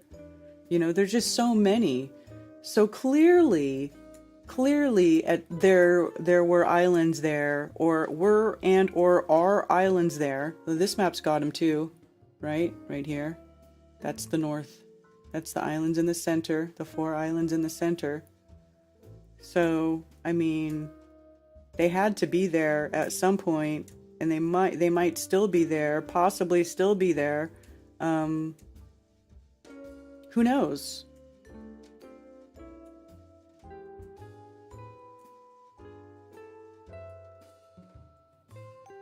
But it's interesting, right?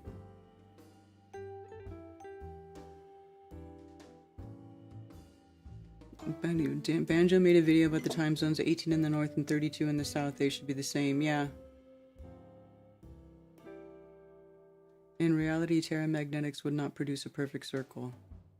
Right.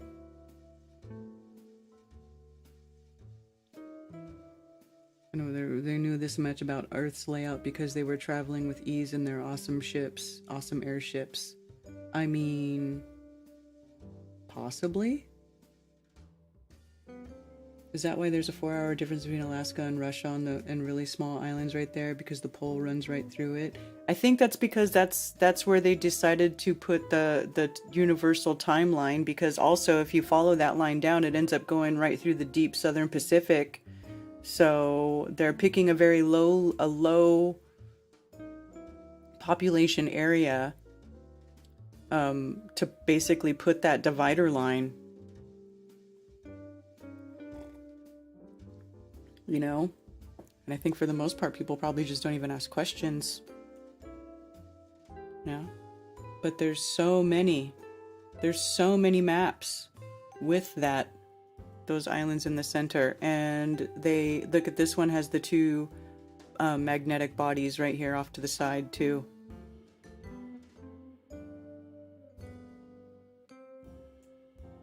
Yeah. So they knew a long time ago what was going on. This is supposed to be the moon, I think. Yeah.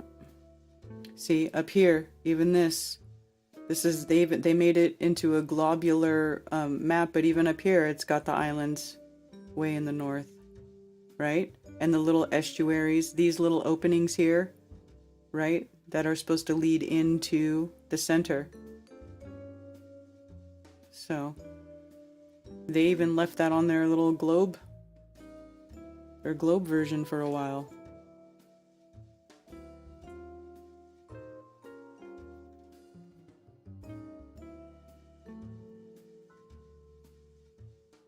This is Zach's little interpretation of the magnetic field in the sun.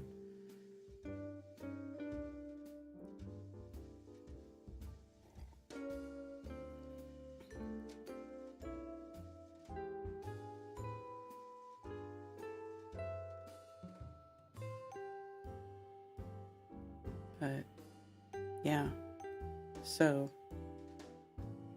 you know, and like here, you can see, this one's good enough, you can see the text right here, Pygmy, hic habitant, blah, blah, blah. So this is talking about pygmies lived on this island. I know some of you have heard about that, right? HEC Insula Optima Totus Septin. You know what, I have to look up. I was trying to decode these for a while. I have to look up my stuff. But 19 Osties inter has in. So Oceanus, 19 Osties, right? So this is like from the ocean, there's a total of 19 openings that lead to the 4 rivers, right? Has in, that lead to the 4 Europos, the rivers that go to the center. Okay, and then look, 33. Rupus que sub polo est ambitu, circuiter 33 Lacarum habet. One of the maps I was decoding was talking about how the high black cliffs in the center were 33 leagues tall. 33 leagues, okay? So what is a league?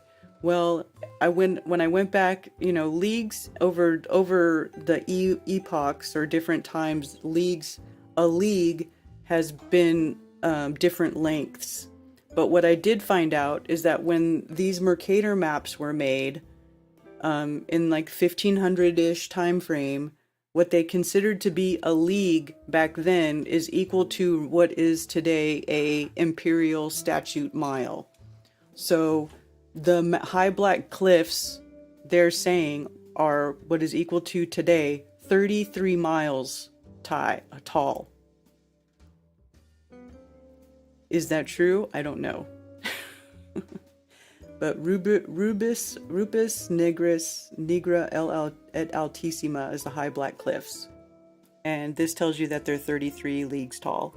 And 33 leagues at that time was equal to a mile. So, you know, it's kind of a trip. It's kind of a trip. So it makes you wonder, what is at the center? You know?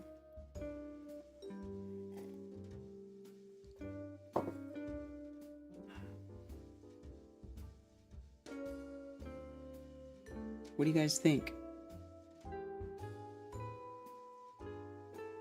What if now those islands are submerged underwater? You know, I wonder if they are.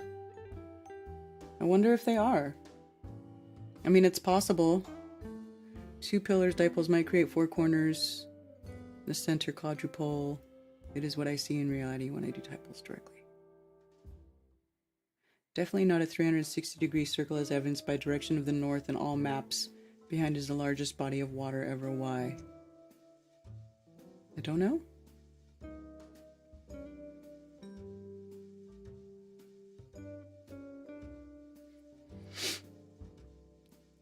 coming over soon, either today or tomorrow. Weather's better tomorrow. Hey man, you come over whenever you want. I don't think it's supposed to rain today.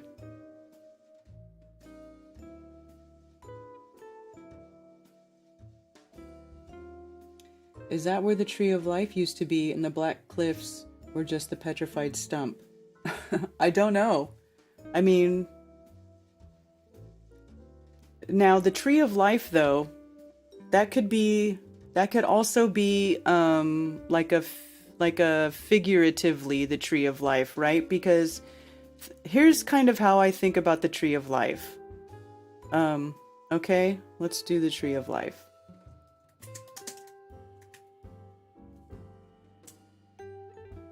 Okay, here's the Tree of Life. You know, basically, no, I just want images. Okay, so the Tree of Life is like above, it shows the above and the below, right? The Tree of Life is essentially showing you how the roots stretch down below into the dirt, and then the leaves stretch up towards the sky. It's the above and the below kind of encompassed. You know, it's everything in one. This is the Tree of Life, right? So there's what you call the Tree of Life, but the Tree of Life, you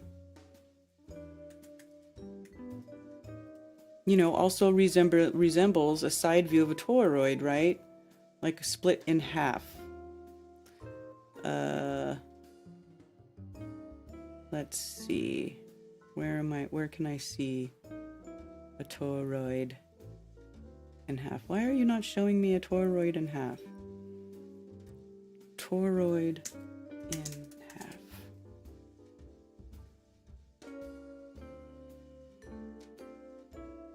Anyway. Come on. I feel like they're changing the searches you get up for toroid because like people are figuring out that it's like the secret to the universe. Toroid is a secret to the universe, right?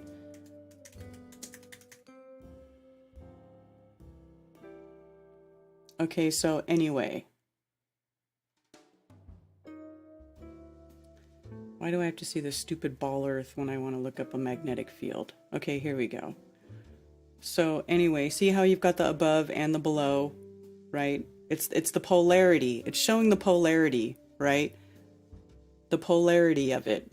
So, like the side view, you've got the polarity. This pole this way and this pole that way. I know it's a stupid ball, but anyway, this is kind of what I'm thinking of, right? Like the tree. So this is like the trunk of the tree, imagine, right? And you've got the plume going up and out, and the plume going down and out and around, right? You've got it going both ways. You've got the reciprocal nature of the magnetic field of the way energy flows here. This is it too, but sideways. Like rotate this 90 degrees. You know what I'm saying? So like this, right? So here's your tree of life, right? Oh, let me close that. Where's the other one I was looking at? Here. Right? So here's your tree of life. It's like it literally is, you know, the single point of energy is what a real unmanipulated toroid looks like, right? And it's showing you the as above, the so below, the reciprocal nature of it, right?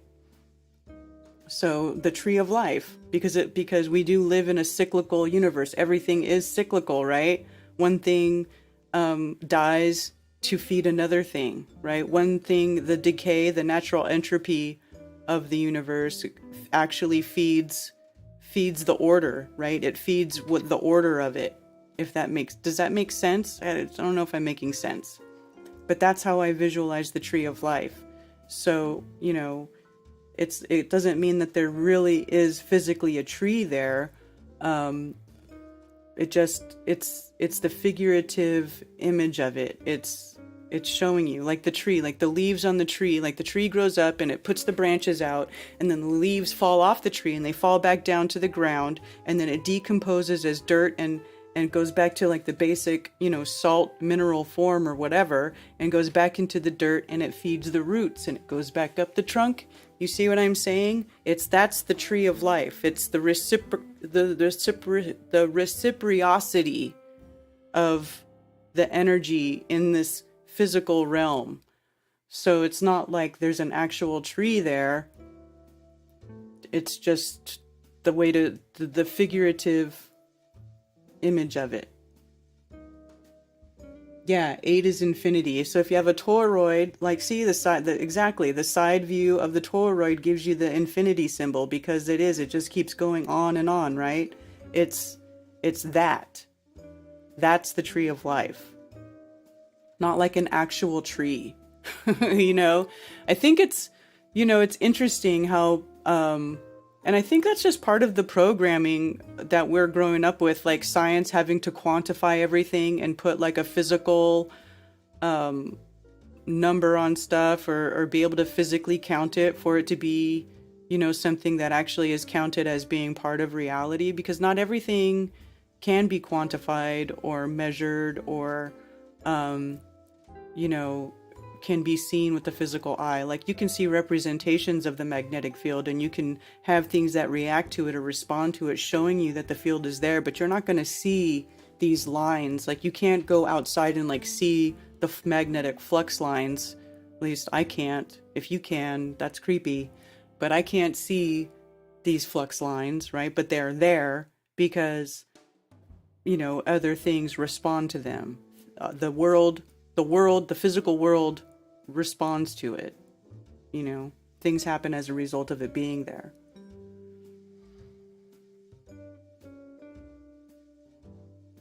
Stupid ball earth.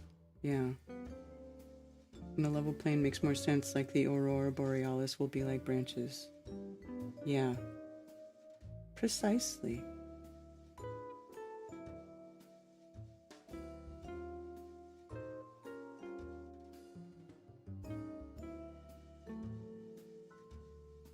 Serpent eating itself. Yeah, in today's world is word is reciprocity. That was a hard one for me to say. I had to work to get it out. It's not a word I say all the time. But that was the word I needed to use. It was hard. I earned my keep today. Yeah. Suspicious Scott on you.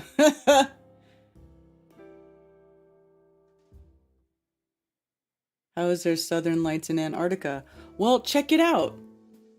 That's the thing. So check this out. This is the magnetic declination map. This is so you see here in Australia there's a magnetic anomaly, right? And where these red and blue lines converge is where you'll find a null point, right? Or the center of a magnetic field, or what they would call a pole or a null point. So you've got one over here on this side, right? That ends under Australia. And then you've got this one on the other side that goes off to another place, and they leave it off the map. So it's like conveniently left off. So actually, if you want to think of it, there's a way where we have 3 major magnetic anomalies, right? So you'd have one here in the center that we all know about, that the compasses point to.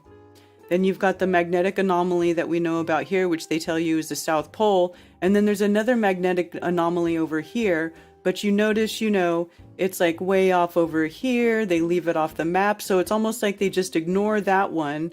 And then they tell you this is that. And then if you think about it, they're wrapping it around the ball.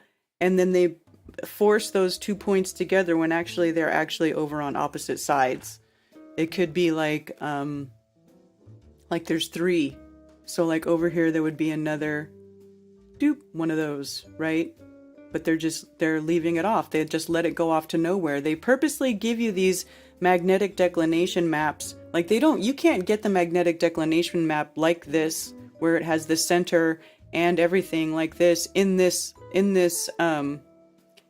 projection, right? They only give it to you in the Mercator projection, and then separately they'll give you the pole flux lines. And I had to piece it together to make it, to do this, and I didn't even get it to match exactly, right? Like this is the closest I could get it to do it, because they leave it slightly distorted, so you can't really, it's not very easy to recreate it into like a proper azimuthal equidistant map. It's not very easy.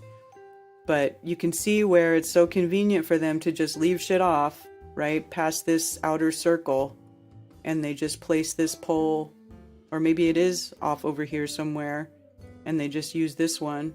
I mean, I guess if this one was closer to the center and this one was further off, they could have done it the other way around. But this is how it works, right? Yeah. So wherever you have these strong magnetic anomalies, that's where you get those northern lights and those like, and so you've got the Australis Borealis, right? That's the southern lights. So that's why that's happening there. There's probably a version that happens over here, but there's just nobody to see it, right? Because it's between Africa and South America. It's like happening off over here, and there's not much going on. I don't know. You know, that would be interesting to see if that happens over here. I haven't seen it though. Reports of it.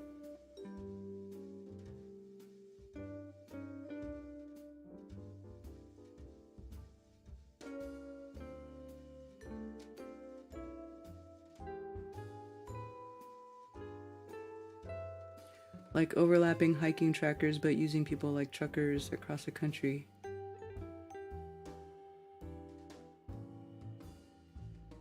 Ouroboros. I think it's Ouroboros. Kind of looks like sacred geometry in the flower of life. Well, yeah.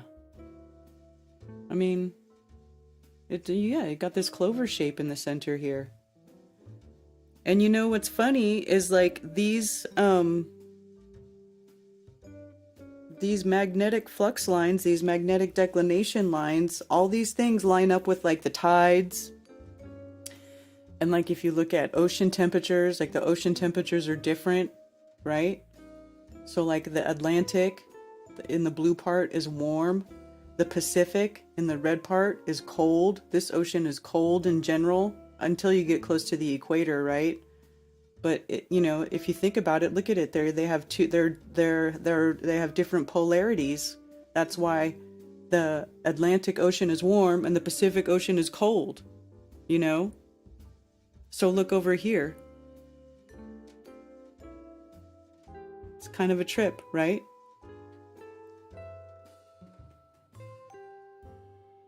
Till you get closer to the equator though, then it gets warmer. But up here, there's a big difference close to the center. Reciprocity.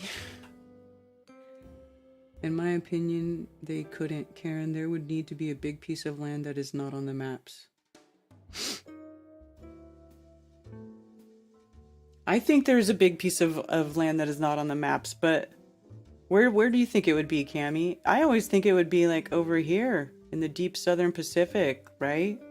Like where there isn't anything. That's the biggest spot. And you know what's funny too is I imagine it to be like a triangle shaped piece, like island. I don't know why, but in my mind I can't get it out of my head that the hidden land is triangle shaped. Which is probably totally wrong. It could look nothing like that. It could just be like a who knows what it looks like.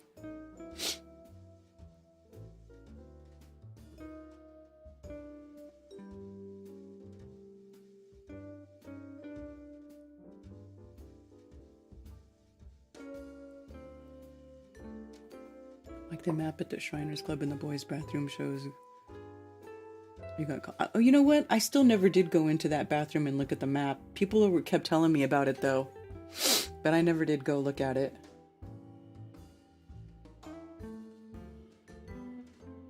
A tripole system. Well, in the middle is a quadrupole, and then a dipole and a dipole. So that's 6 actually. 6. We're a 6-pole system.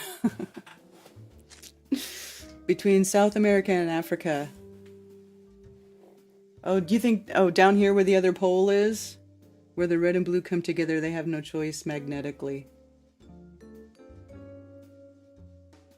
What if the hidden land is spherical? How would that even work? They showed something called Iron Island right where I am saying, Karen. Iron Island? Well, I guess I'd have to look at the older maps. Where did you see that? Where did you see Iron Island?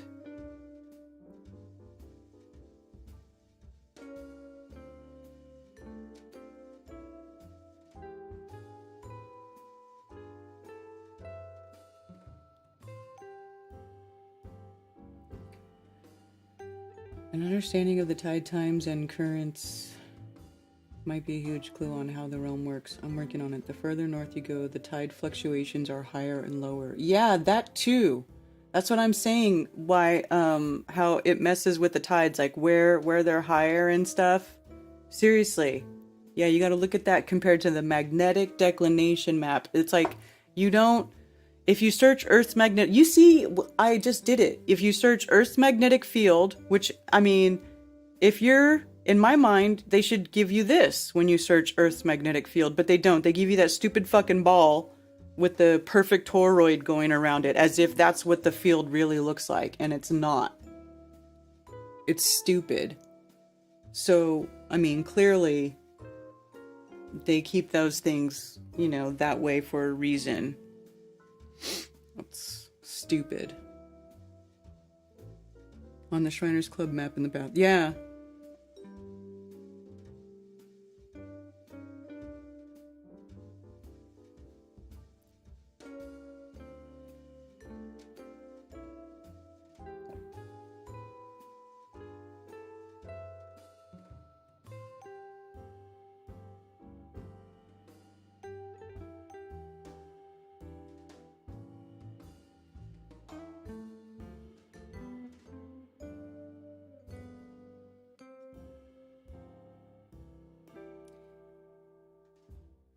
This is information I've been looking for. Well, you got any questions, artist seers? Put it in the chat. Let me know. Let me know. Hexipole. Hexipole? Hexipole. Hexipole.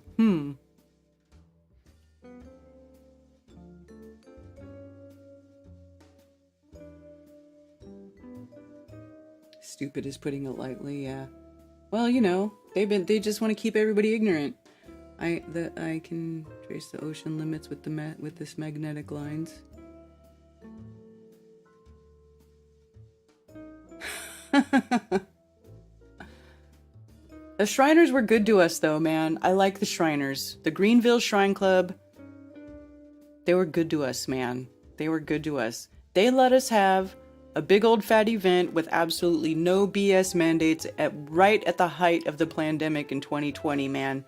When everybody else was like, you need to wear a mask and 6 feet apart, we were in the Shriners Club hugging, laughing, barefaced. Shout out to the Shriners Club. I don't care what anybody says. I don't care. You know, the whole Freemasonry thing, we all know at the higher levels it's corrupt. Everything's corrupt at the higher levels. I mean, it's really hard to find something that it isn't corrupt at the higher levels anymore. But the people down at the bottom, the people that we actually interact with on a day-to-day basis, the people that run that shrine club, good people. All of them. All of them. Excellent. And they loved us. They loved the Flat Earthers.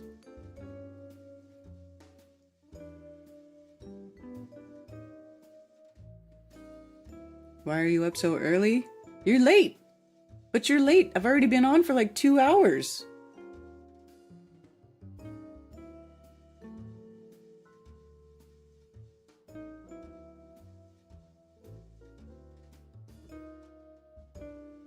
Yeah. But yeah, because most people are fine. They're good people. They are good people.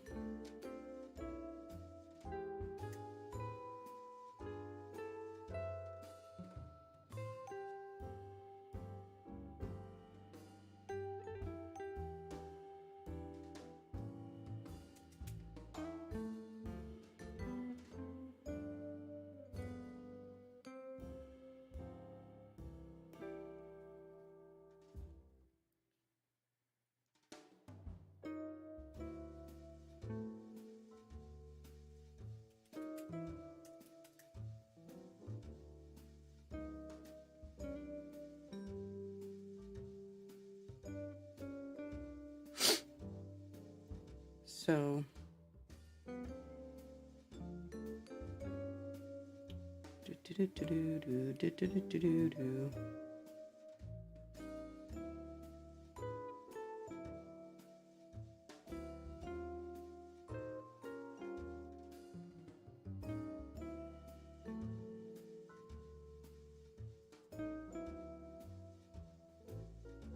I think I was trying to put together a different map. Oh yeah, forgot about this. Oh, I gotta get back to that.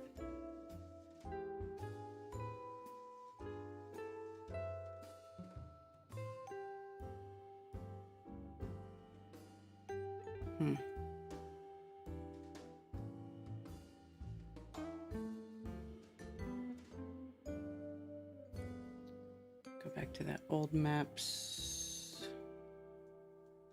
I wonder, what was the name of that one big map? My goodness, let's see if I can find it.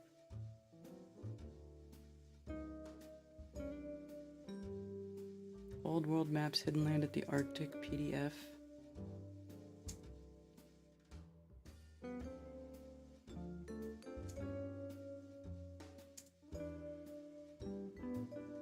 Flat game, whoop whoop. Getting old sucks. Oh, Dennis, you've been waiting for 30 minutes. Holy crap. Hi, Dennis. How are you doing? Oh, that's okay. But you were talking about interesting stuff. How's it going? Good. How are you? Great. I agree with you about the Shriners. I second that. Yeah, they were awesome, right? Yeah, totally. I would have said that. I have said that before. Anyway, yeah. Shout out to them. I wanted to. You were talking about the. And this has been I got the echo. Sorry about that. Let me turn that off. Okay. Anyway, yeah, you were talking about the Arctic, so I thought I might chime in with a couple of things. I don't know if you're familiar with, mainly a couple of references. Derek Hayes, I think his name is spelled Derek. He has a historical atlas of the Arctic Ocean. It's it goes from like 1500 to the present. I just recently got it. It was on Amazon. I don't know. I haven't had a chance to peruse it thoroughly, but I do know the other reference book which I've had for a couple of decades, is by Rodney Shirley. It's called The Mapping of the World, and it's the most exhaustive collection of world maps from the era of exploration, from around 1400 or 1450 to the early 1700s. And that's got I think both of those books have the Mercator map of the Arctic in there, but they've got Rodney Shirley's for sure. I know it's got the whole thing. It's a massive book. I mean, it goes for like $500 a copy. It's out of print. Wow. But it's massive, hardback, like 2 feet tall or something, 3 inches thick. And it's got all these full-size, full-color maps, reproductions of them from, like 1500s and stuff. It's awesome. But I think Mapping of the World by Rodney Shirley. And anyway, I did want to mention, this is a key book I wanted to mention. Well, I'll come back to it, but it's the title of it. I'll say Journey to the Earth's Interior by Marshall Gardner from 1920. But I did want to mention one thing as a side, just a different viewpoint. When you're talking about the Tree of Life, mm-hmm. The literal biblical view was what I was offering. I think that I draw attention. It's got the 4 rivers coming out. In my understanding, at least, that's they're trying to fit the Bible into the Garden of Eden. To just put it bluntly, they're viewing the Garden of Eden in the Arctic with the Tree of Life. That's where it's got in Genesis. It's got 4 rivers flowing westward out of Eden.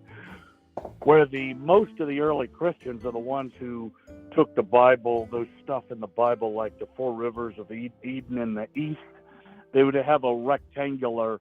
They viewed Antarctica as rectangular, and the outer edge on the east was the one that had the Garden of Eden in it, and four rivers flowing westward from that, and they went underground and resurfaced in the ones that are described in Genesis as the source of the ones that are described in Genesis, like the one that flows through Ethiopia, and that would be the Blue Nile, and the Tigris, Euphrates, and then you could argue the distributaries for those make the aquifers or are the aquifers throughout the entire world. But anyway, that's just one view. Where it's I haven't researched it thoroughly, but I do know the Buddhists, the Hindus, and the Jains view Mount Meru in the Arctic, and that would be more possibly with some other space. But I do know the Garden of Eden in the Arctic is one of their views. So there's some divergence, obviously, between Renaissance and early Christian in the West. Renaissance adopting some less strict Christian views and more, plural, whatever. But that's with the Tree of Life and Garden of Eden and stuff in the Arctic. There's definitely a difference of perspective between that and some of the early Christian writers. But anyway, I did want to say about Marshall Gardner. Now, he was a hollow earth advocate, which I disagree with, but he wrote a book that's probably, I think it's underappreciated. If there was a contribution, a massive one that the hollow earth movement could make to the flat earth movement, it would be in the area of the Arctic. It would be Marshall Gardner's book, Journey to the Earth's Interior, in spite of the title, it's about his hollow earth thesis. They viewed, and I think this is dumb, but they viewed there's an opening at the Earth. They believed in a global Earth. Mm-hmm. And they believe that there's openings at the two poles that you can go to the inside of the Earth. Well, his book, I think it's a 2-volume. I got it from Health Research, which this publisher did reprints back. I don't know, they may still be around in the 80s and 90s of like interesting and medical and what other not mainstream science books. But anyway, this book, more than any other, it came out in 1913 and the expanded enlarged edition in 1920, which is what I got. It's a 2-volume, inexpensive. It's a paperback, but Marshall Gardner, and the history of exploration in the Arctic, up to and including Cook and Peary, and what they say the discovery of the North Pole and all, and even going back into the history, he has a very tight-knit, well-studied, closely argued, convincing reputations of that, more than anything I've ever seen. If you want knowledge of how there's areas that are not in modern maps, Marshall Gardner's book will put ammo in your guns. He goes into congressional records and stuff. So now he views that there's a hole, but if you view there's a mountain, which is what I do, I've recently interested in this because I got all just recently books of the submarine, the classic submarine transits and all that stuff. I'm of the inclination, I haven't studied all that too much, but I'm of the inclination they're just making the submarines started in like 1959 to the present, but they claiming this stuff, but they're just, but the explorers on foot, I think Cook and Peary and then Amundsen in the 20s went with an airplane, what they're saying that discovered the North Pole. I'm of the general opinion that these are making the same mistakes modern today. If you understand that they're not discovering anything new, or with the submarines and all, they're just missing. They're just following the same erroneous thinking and wrong maps.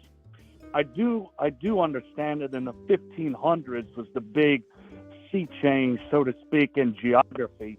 Where in the Middle Ages, with the Arabic geography, they had the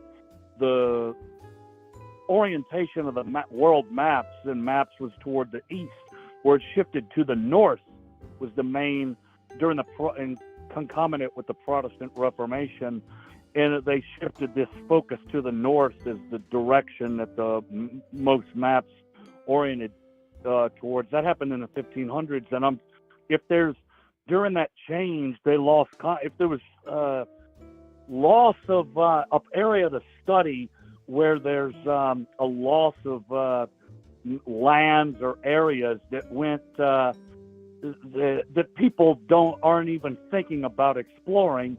That's when that's the time period when that happened, when they threw out an old geography and introduced the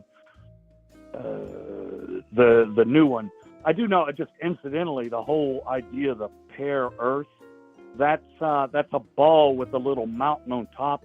That comes from the idea of the mountain in the north that the sun orbits around once a day, and the night, the shadow cast by the mountain creates night in part of the world. That's that view in a global way. That's the whole foundation of the pear-shaped Earth. And I think this French guy in the 1300s, I forgot his name, Pierre Daly, is the one who came up with that view. What's that? It's a view from the early church. Not just early church, from ancient flat earthism, because all early Christians and every ancient nation believe it's a part of the original flat Earth cosmography with that mountain in the Arctic. The pear Earth is just implanting that stupidly onto a globe view. But at any rate, that Marshall Gardner has a historical. I don't know. Somebody could maybe come up or find one that's been written of updating Marshall Gardner. Maybe some people in the Hollow Earth movement, maybe there could be find something where they argue some close, tight-knit refutations of like modern geography in the Arctic. It might be useful because Marshall Gardner's book, it's outstanding as far as an information source. It refutes mainstream geography in the Arctic. But yeah, that's the main thing that I got there for when you were talking about the Arctic. That lit me up because I've been looking into that lately. Mm-hmm. Yeah. That's all I got. All right. Cool. Yeah. Thanks, Dennis. Yep. Yeah, that's a lot of stuff to check out. Dennis knows a lot of stuff.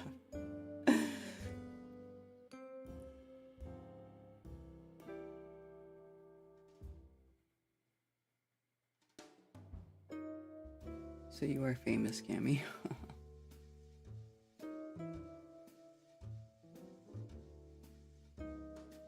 Okay, a second.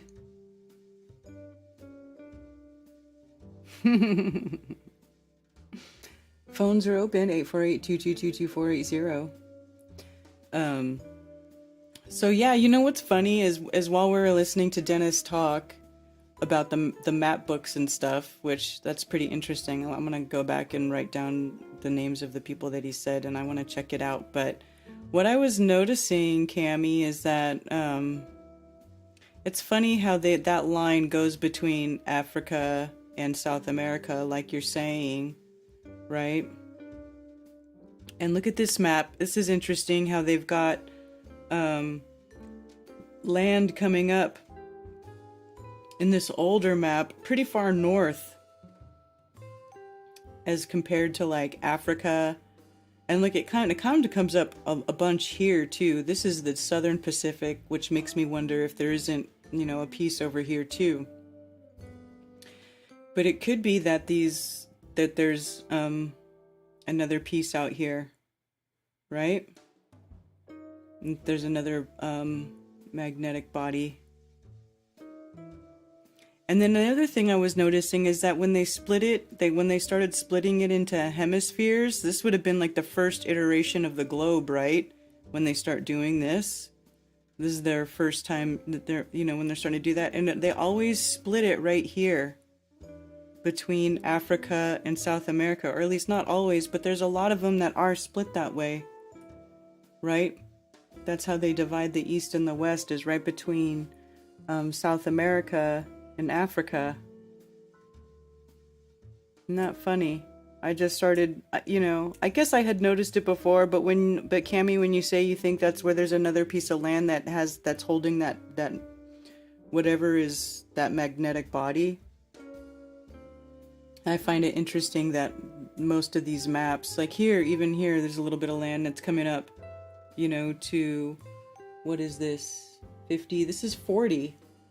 This is 40 degrees latitude, right?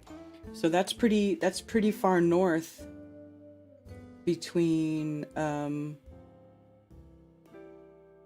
that's pretty far north. So this is 50 and this is 40. So this is showing land going as far north as 40 degrees latitude. So then if we go back to the Gleasons and you start looking,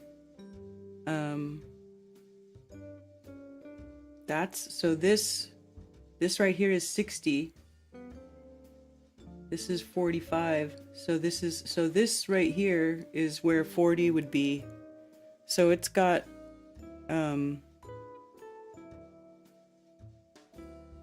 land coming up this far north next to South America. Wow, that's really interesting. That's a little detail I really hadn't noticed before. And that's so strange. Or what about this, South Georgia? I wonder if the magnetic anomaly could be one of these islands here. But I do think it's interesting that these older maps have little pieces of land marked going as far north as 40 degrees. Right there, that's different.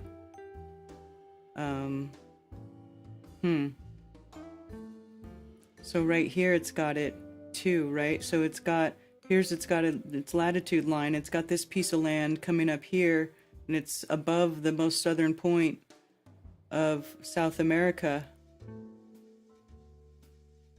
And then it starts to divide. They just divide it here, and then that kind of piece just kind of goes away.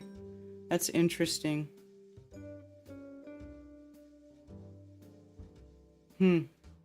Fascinating, I say, fascinating. Master Builder, that's right, Cammie. We need to get on that stuff.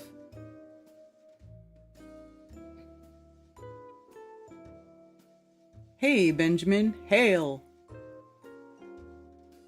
I used to work with a guy that's a Shriner Blue. Okay, I think I read that one. Yeah, Atlas was tasked with holding up the sky on Atlas Island in the westernmost tip of the lands. It's where it needs to be, Karen. I'm not saying there is not land there elsewhere, but it is required in reality there. Well, that's what I'm saying, though. Check it out. It's kind of interesting, though, that there's, like, clues that there was land there. Like, look at this one right here, right? So it's got this land going all the way up to 40 degrees. I mean, it's got the latitudes marked here. So, interesting.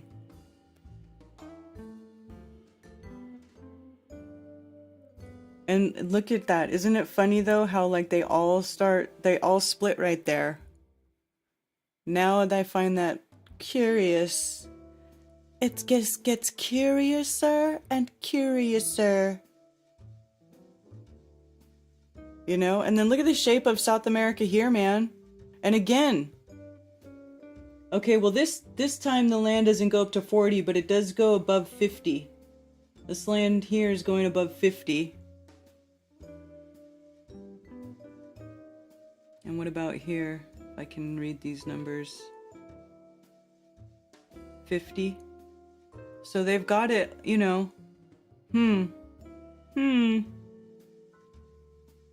Something's going on there.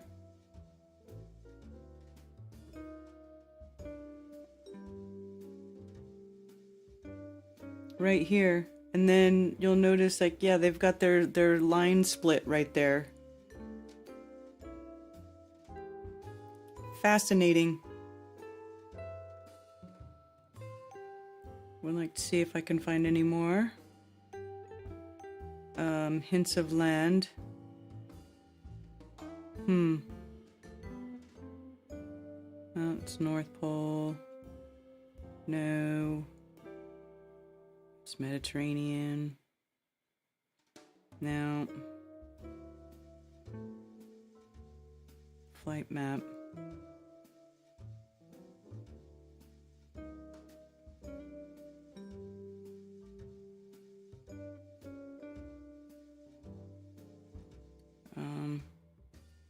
Yeah, look at this. These later, like it would have, see this line right here? It should have land going up to this line right here, up here. Or in between this line and this line.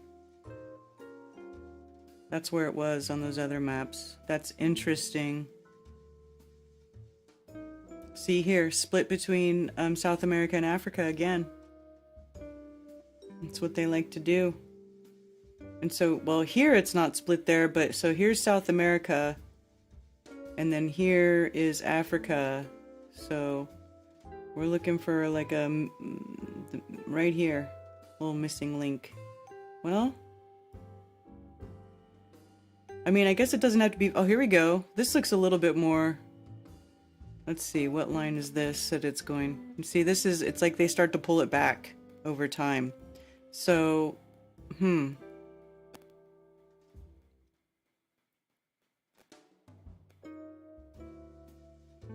That's the other side.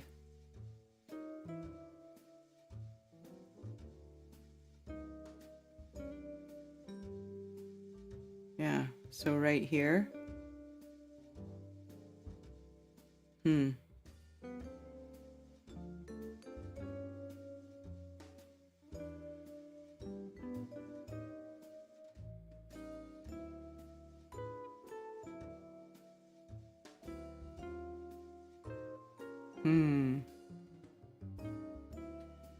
Fascinating. Thank you, Cammy, for the tip. You are my best friend ever. Longest wall on Earth, I suppose. Yeah.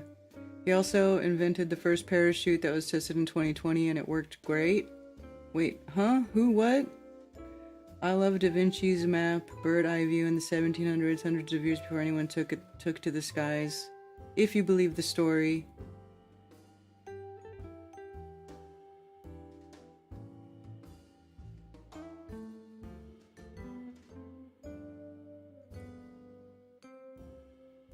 Brenda debates.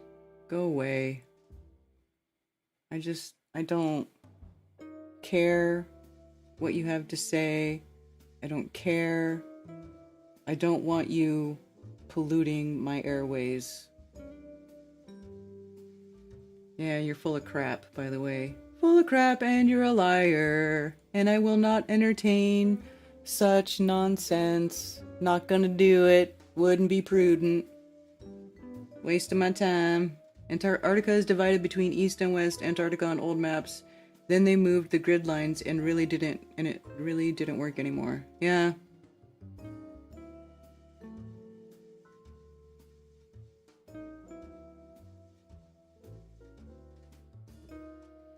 Yes. Yes. We don't. Oh, thanks for calling, Lindsay. Rose. Hello. Hello. Why are you calling me Lindsay? Am I about to get because when you call in, because I saw it when you call in, because I have caller ID on my call board, so like it shows me your name that's on your phone, so that's what I saw. I'll have to figure that out and change it. This is a brand new phone that Jason got me for my birthday, and for some reason it's in only Italian and Portuguese were my only options in the beginning. I switched it to English, but now for little messages and things, it's still in Italian and Portuguese. So maybe it's a refurbished phone from someone in Italy, but that's not even the funniest part. Jason made a theme for my birthday that all the little things in the little present bag that he got me were red, like for a red rose. And he picked out the red phone without knowing about the whole AIDS thing. You know about the AIDS thing. Like it just started in like 2006, where like they came out with like an iPod Shuffle that was red, and it's like if you buy this iPod Shuffle, it's gonna support like helping people with AIDS, and it's been doing that for like 20 years. But he didn't know that. So as soon as I opened the phone, I was like, oh my gosh, he got me the AIDS phone, but that's okay. I don't mind. I just don't know if he knows. And so I told him that, and he's like, I had seriously no idea. And I'm like, it's no big deal, but at least it wasn't like a COVID phone. So it really made me wonder if he had gotten me a phone that was a beautiful color, and then I opened it up and there was a little page and it's like, thank you so much for supporting this cause. The proceeds from this phone is going to go to the next big vaccine or something. I was like, just philosophically speaking, would we return the phone? And I was thinking, yes, we should return the phone that goes to proceeds for COVID vaccines. But Jason was like, no, I probably would want to just let it go. So that was an interesting conversation. What do you think, Karen? Would you buy a COVID phone? Would you accept a COVID phone? I probably would not want to accept a COVID phone. But even if Ted actually bought it and it was a beautiful color, I'd probably use it. I mean, whatever. It's, it's so hard to get away from feeding the beast system. Like everything you do feeds the beast system. So just whatever. Take their beast system phone and use it for good. Yeah. I think I would be more annoyed if it was before COVID. I'd be like, oh, AIDS, freaking AIDS. But then now that there's COVID, it's like, oh, big deal. Who cares? Yeah. Here you go. So, last night I went to the coffee shop and I meant to take pictures of the possum that is always there, but I missed my opportunity because I was too much of a workaholic. But I want to put in the chat the email address of that. Or no. I'm going to put in the chat after I get off the phone the Facebook page of the guy who has the possum, but the possum isn't on the Facebook page yet. It's his old dog named Cinnamon, who passed away. But you guys have no idea how famous Cinnamon was in the French Quarter. I've even seen random people walking by this guy when I'm talking to him outside the coffee shop. They stop and they're just like, I really miss Cinnamon, man. Or I've seen someone come up and say like, where's Cinnamon? And then he has to tell them that Cinnamon's gone and they look heartbroken. So I never got to know Cinnamon. But my point is that this man and many people that are drifters in the French Quarter are actually doing a huge service to humanity by taking care of animals. And it's like a symbiotic relationship, because when you have a dog, the cops aren't going to mess with you as much, because if they like throw you in jail or like mess you up, then they have an obligation to do something with the dog. So the dogs are protecting the people from the cops, and then the people are protecting the animals. And I've met people who have gone through 18 to 20 animals they've saved and taken good care of. And this man is just one of them. But right now he has a little bunny rabbit and a baby possum and 2 dogs. And there's a bunch of people around the coffee shop who also take care of animals. And I just love that. So I thought I would share that little happy thing that I'm getting to know all these people that take care of the animals, and I like to give them money. So if anyone ever sees me like post like an email address to someone who takes care of the animals, I'm hoping I can get some extra tips for them, because they like try to give them good food too. Oh, that's good. Yeah. Right on. Yeah. In Santa Barbara, like there was this guy who had a dog that had a cat on top of the dog balancing, and then a rat on top of the cat. And I used to be like, oh, how cute, I love this guy. And then one day my friend was like, that guy gives those animals drugs so they don't run away, you can't support him, fuck that guy. And I was like, oh shit. And then so I you got to look out for that stuff. But the people that now that I'm in the French Quarter, they don't they're not drugging their animals, they're just loving them. Oh, that's crazy. Drugging animals, that's not cool. Yeah, if you Google it, like rat on top of cat on top of dog, you'll get like the same famous picture that always comes up, and it's that dude from Santa Barbara. There's another famous bum from Santa Barbara too, that is called Asian Jesus, and he like looks like he's like, you know, doesn't have a lot of money and that he's homeless, but he actually is wealthy, and he's just like living his life like that. Like, who knows, maybe he has a mental problem, or maybe he's just has some kind of spiritual conviction in his heart to fight against marijuana stuff. So like ever since the early 90s, everyone would just be like, oh, that guy's been thrown in jail for weed like 40 times. So now with our like 2023 mindsets, we can all like understand where he's coming from, where it's like, and also our disdain for the government. It's like, I understand him even more now that it was just part of his life path to spread the knowledge of the poppycock with weed. But now that weed is recreationally legal, I wonder if his life is lacking purpose. He needs to find something else to do. But when I was 12 years old, he gave me $20, and I was like, oh, this guy, what's going on with this guy? This is very strange. And also passing out joints to minors, probably now looking back was not a good idea either. But, you know, we go through life and there's shit we look back on and we're like, wow, that probably wasn't right. But it still has a special place in our heart. Right. Did you have adults that were giving you marijuana when you were underage, Karen? No. I had to go find it, to go buy it in like the street corner or meet somebody behind the pizza place. You know what I'm saying? I had to go get my weed. I had to go buy my weed off skaters or something. I didn't have any adults giving me weed when I was in school, no. I remember at one point before I was a regular smoker that I had a best friend who had a boyfriend who was always smoking us out at night. And then I would go home and I would do my homework and go to sleep. And now looking back, I wonder, was I being annoying? And was I a third wheel? And they were always like, oh, we're going to have to, well, at the time I went by Lindsay, are we going to have to smoke out Lindsay again? But I try to, you know, like you try to look back and see things from an outside perspective. Mm-hmm. And I think I remember they were inviting me every time. But isn't it weird how you get older and you forget things? It's like, I never, you know, kicked them down anything or tipped them or filled their gas tank. What an inconsiderate 13-year-old. Yeah. Yeah. I don't know. They should have taught me etiquette. Or were they people you knew, or were they trying to take advantage of you? No, it was like my best friend at the time and her boyfriend, and like every single night it was like the three of us, and he would just smoke me out for day after day after day after day, and I never offered anything in return, Karen. But I made up for it in my adult years. I do believe that it's evened out now. Oh, okay. All right. That's funny. Yeah. What else is new? So I talked about the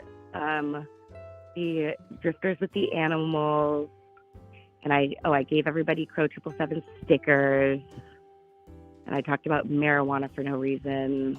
I guess I don't really know what else is going on with me. I guess that's all I've got. I just wanted to wish you a wonderful morning, and thank you for your coffee talk. I always love listening. Oh, thank you. Thank you for calling and all that good stuff. And cheers to everyone in chat. I hope you all have a wonderful day, and look out for the information I'm going to post about the nice man who takes care of all the animals. All right. Okay, sweet. Okay, bye. Bye. That's funny. Yeah, anarcho-veratistas. Oh, yeah. Oh, my gosh.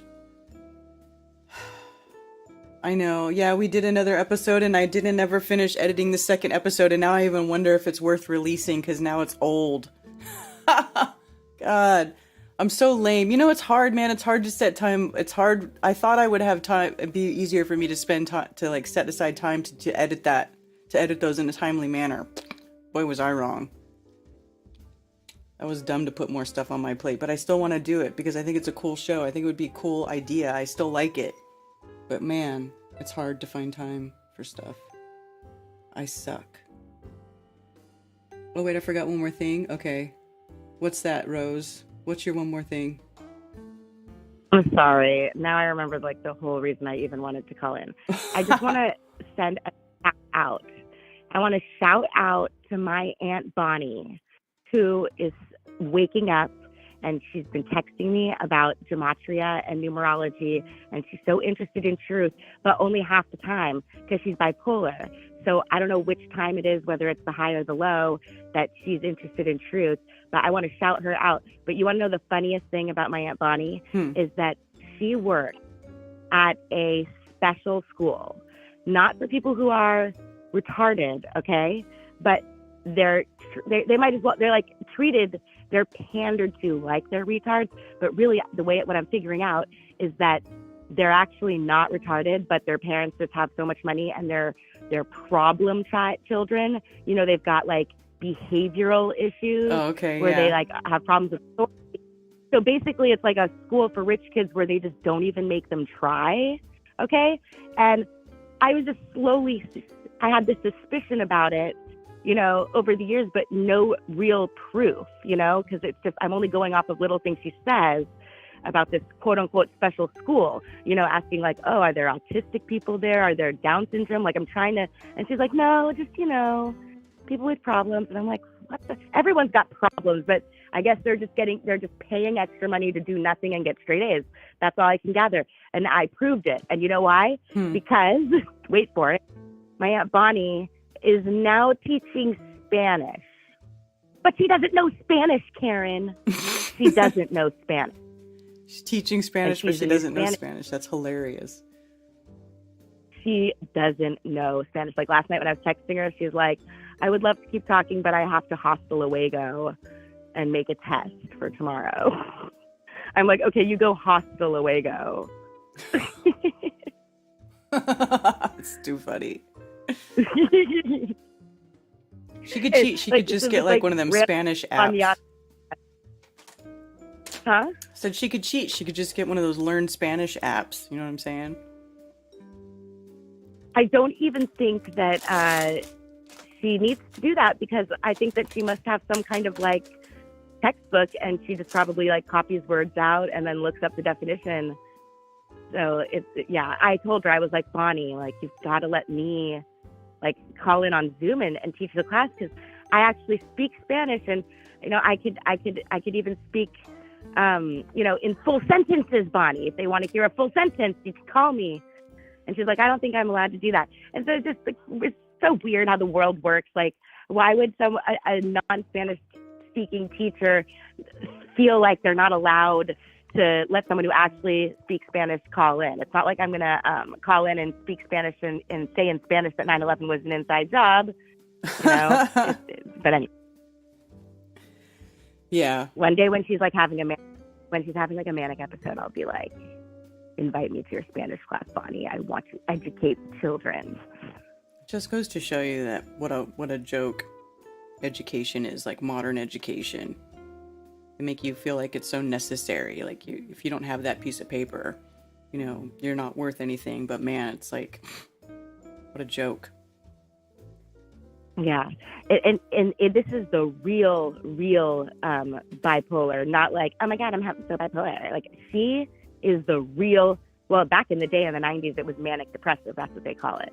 And even though she's so definitely having the, like, oh, it's so great. It's so interesting. I love her so much. Bless her heart.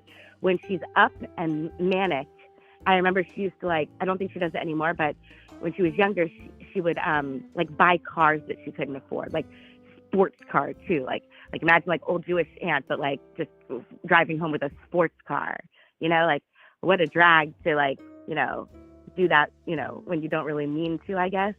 And then, but Karen, this is the, I don't think she would mind if I told this because she doesn't actually believe this, but when she's at her low, it's so incredible, the delusion that she has when she's depressed. I don't know the last time that she had this kind of like delusion, but it's the most fascinating bipolar delusion I have ever heard of, and I'm proud that it's my aunt because it means that we have the same genetics, and so maybe one day I will be graced with such a crazy delusion that will make everyone laugh. But it's also sad. Are you ready for it? Sure. Okay. So she wasn't even born yet, but when she's having her depressed side and not the happy buying car side, she thinks that somehow she caused the Holocaust. What? I know. And so when she's not experiencing this delusion, it's like, Bonnie, like, how is it possible that you could even think that? Especially since you're Jewish and it's so random and impossible. And she's just like, I have no freaking clue. But can you imagine actually thinking that temporarily and just having the, in her mind, 6 million Jews dead, all her fault, Bonnie. So yeah, it's the most interesting case of bipolar. And every time that I used to talk to a medical professional, they always have to ask so does anyone in your family have history of delusions or mental disorders?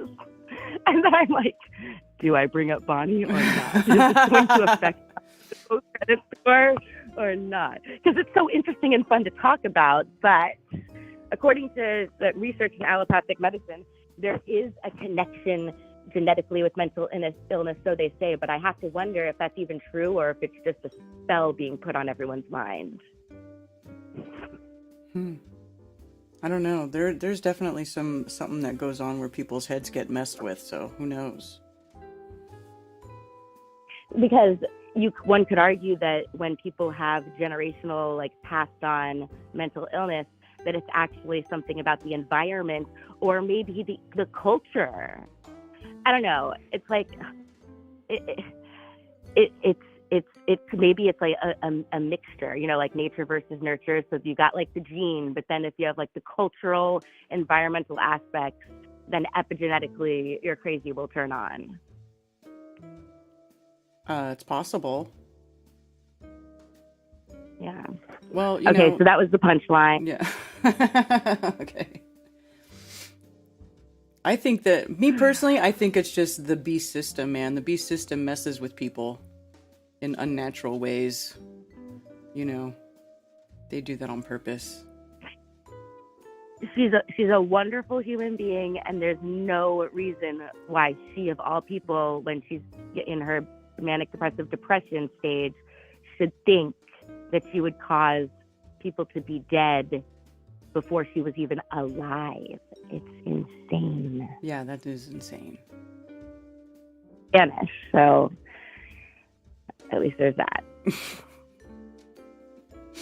All right, Karen. Thanks again for having me back for the second time, and I hope everyone has a wonderful day. All right. Yeah, thank you. You too. Mwah. Bye. Bye.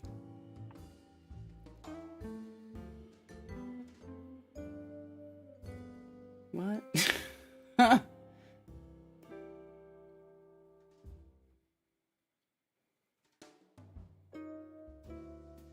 Karmic record. That's when you bring up Effie and say, no crazies in my family, doctor. I blame fluoride on a lot of things. Could be possible. Yeah. I was just noticing, here's what I was, while Rose was talking, I was noticing this map. Look at this.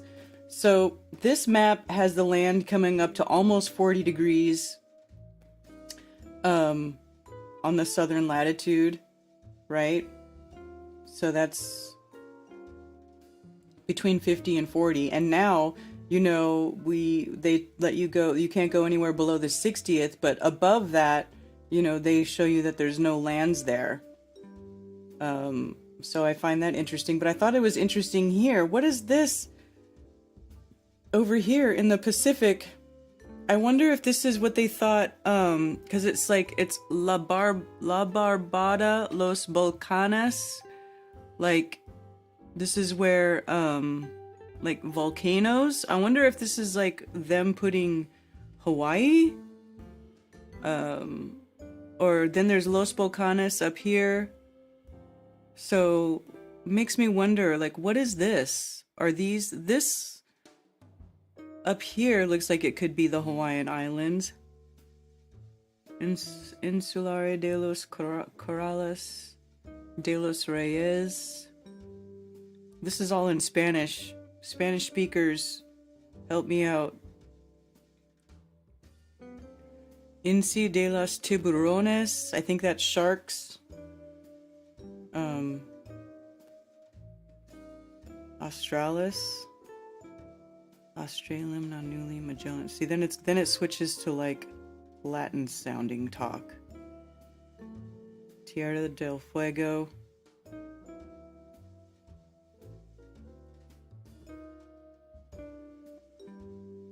See, so like,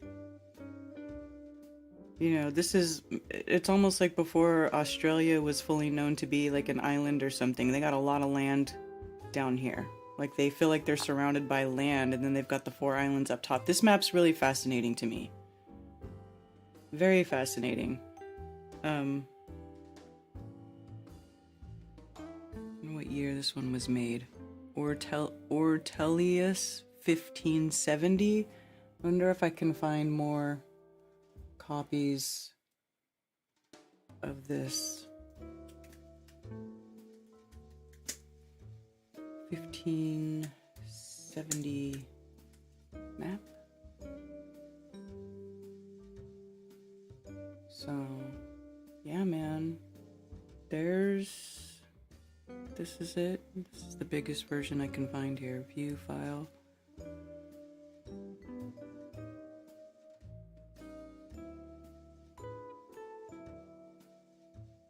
Huh.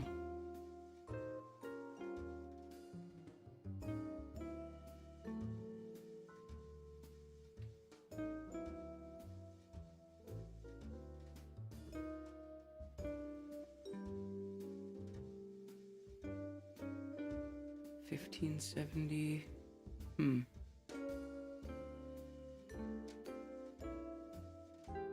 First world map on standard atlas, historic cartography, Ortelius 1570.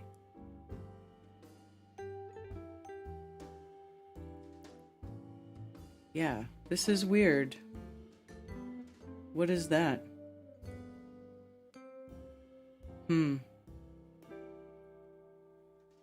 Right, because this is the equator line. This is the equator line, and then these are the tropics. So this is showing some weird piece of land between, like a pretty large piece of land between the tropics there. I wonder if that's supposed to be.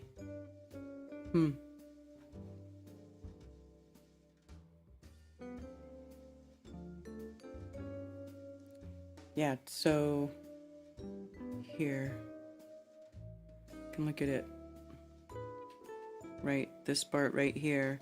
LABARBADALOSBOLCANES.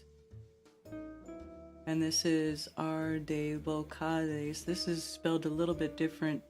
That's it with a D. But when I search it, it comes up as volcanoes. So volcanic island. I don't know if this is supposed to be Hawaii or not, but it's definitely too big.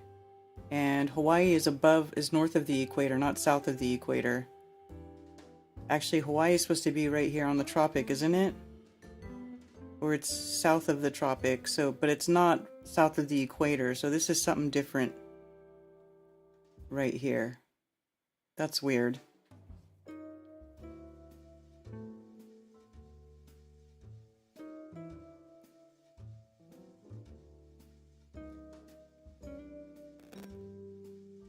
I want to hear what's going on, but Christy is on the phone. Interesting map. South America isn't very accurate. Africa and Asia more so. Yeah. As if accuracy is lost near Arctics. Well, in the south, yeah, the accuracy gets less and less, right? Like even in older maps, it's like You know, everybody stays in the middle, in the nice parts. Like, that's where the most accurate parts, and then as you get further north and south, or like out from the middle, then that's when it gets a little distorted on these maps. Yeah. I mean, it is a weird distortion, but distorted or not, it's just weird to have that. This is a piece of land right here, just south of the equator, that doesn't really show up in other places. You know what I'm saying? Like, that's a weird. If that's 1570, So, I don't know, man. It's just neat. It's neat to look at old maps. First world map. You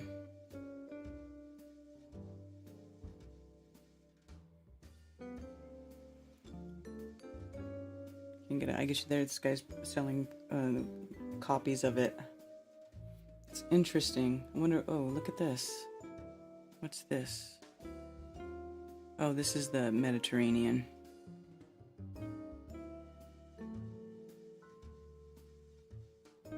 Yeah, so that's a detail map. Let's see. Old world map. Who knew? eBay. Research on eBay.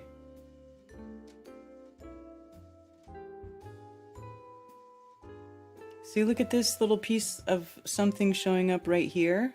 What is that? Right here, which is also south of the equator. It's like just a little, what does that say? New Zealand? That's supposed to be New Zealand down there? Oh, okay. Interesting. Oh, but this is the equator. So,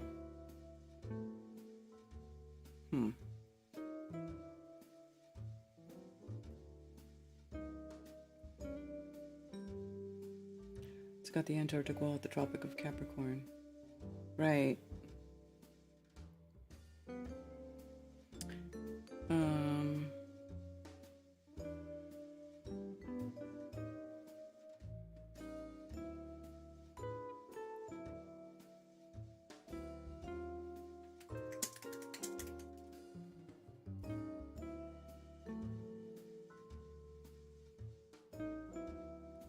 Like 1594. What's this one?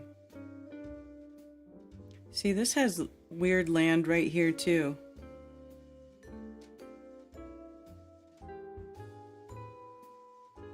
Solomon Islands, Barbada, volcanoes. So there's volcanoes. Something volcanic here. Is this the other side of it over here? Interesting. I wonder, not that, it could just be a case of it because it was inaccurate or something, but it's just interesting. So like they have that weird piece of land there.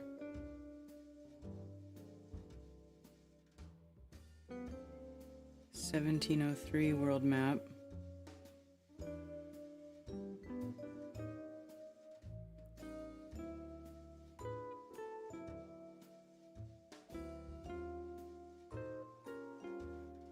I guess that's supposed to be New Zealand?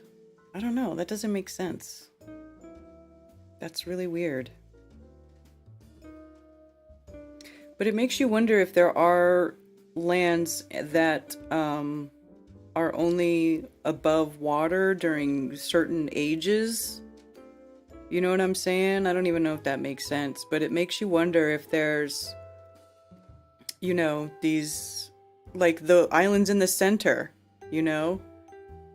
what if they're there, but they're underwater right now or something, what if the water levels are raised up right now? What if they used to be lower?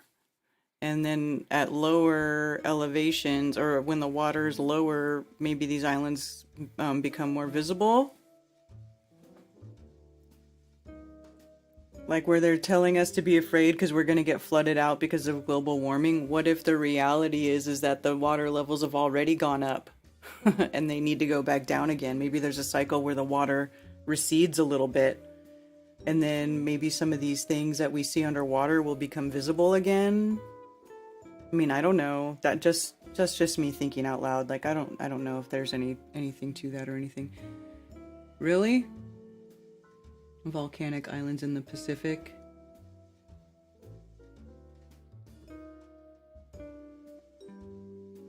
It's high tide, more likely.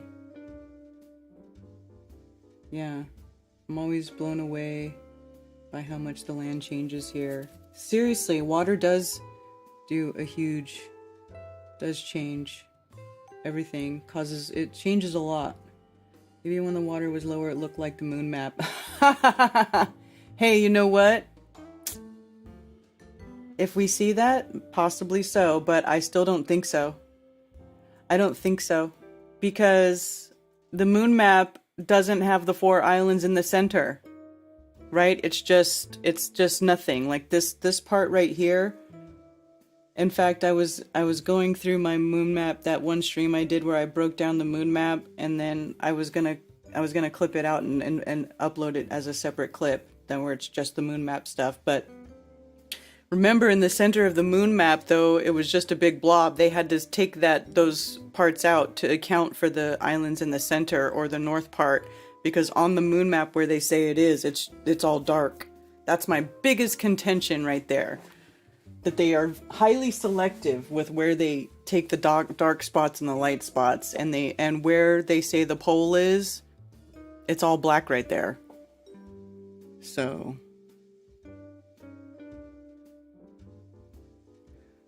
William is on hold. Okay, one sec. Depends on the time scale, I suppose. Maybe the water didn't go up, but the land went down. That's, you know what, Big Pine? Maybe. That's an interesting idea as well.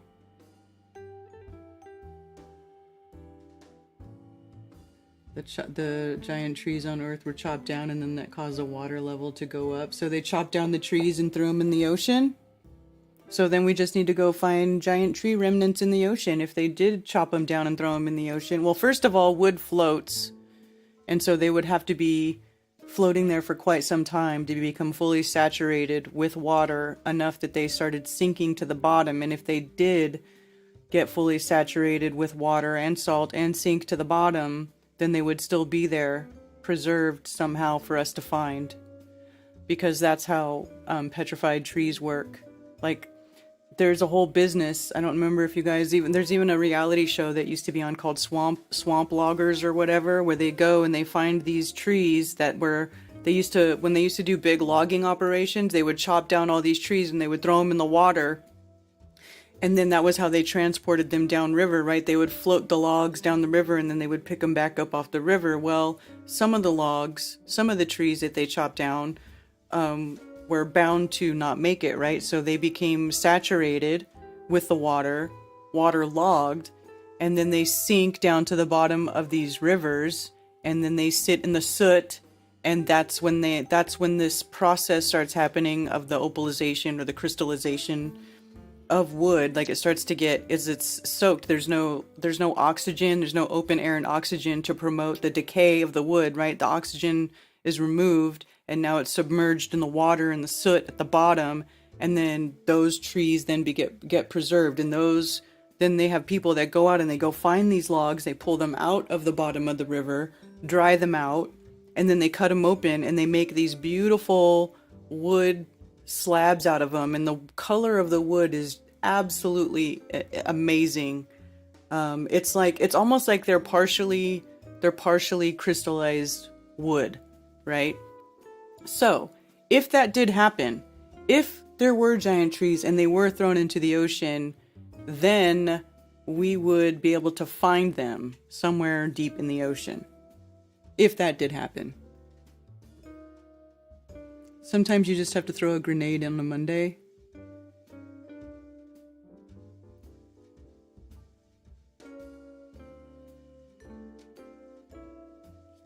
Yeah, but you didn't even really throw a grenade. Because I still debunk you. What is Starlink? Was just a Wi-Fi network from all of the planes that are always in the air. Possibly. Thank you for calling Coffee Talk. You're on with Karen B.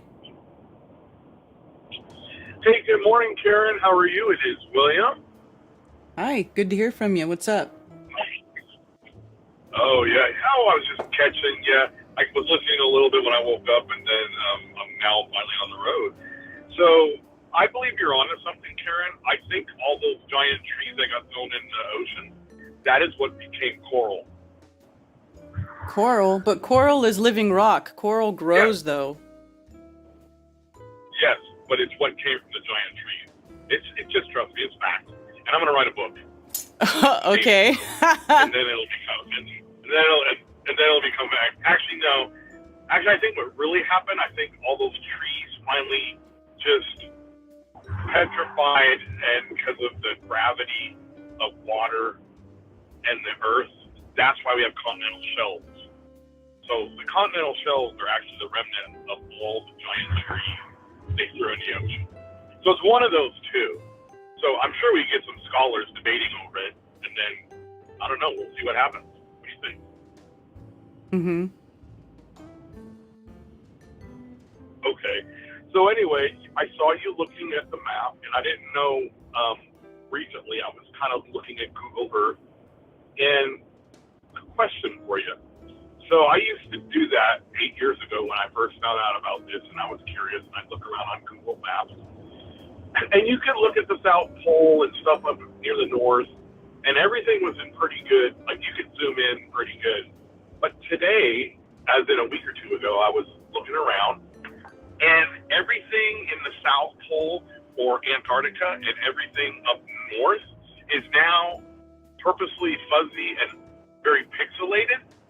And my question is, if our technology is really supposed to be advancing, and Elon is put all this stuff in whatever the Starlight thing, shouldn't we be getting better pictures and not worse pictures and satellite images? You would think.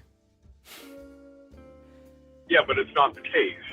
And I think Mark sometimes says he gets on Google Maps and zooms around and looks around and stuff. And yeah, I just was down there recently looking, not physically down there in the South Pole, but I was looking around, and it's really, a lot of stuff's been hidden. Oh, so, yeah. Yeah, so I just think that's kind of, well, it's suspicious, right? I mean, why would you go from being able to see everything to not being able to see anything? So the only reason why you would do that is to hide something, right? Right. I mean, I don't know. So then the other thing I was thinking of, so the lady that called in, Rose, talking about her friend Bonnie, and so that was indeed a sad thing.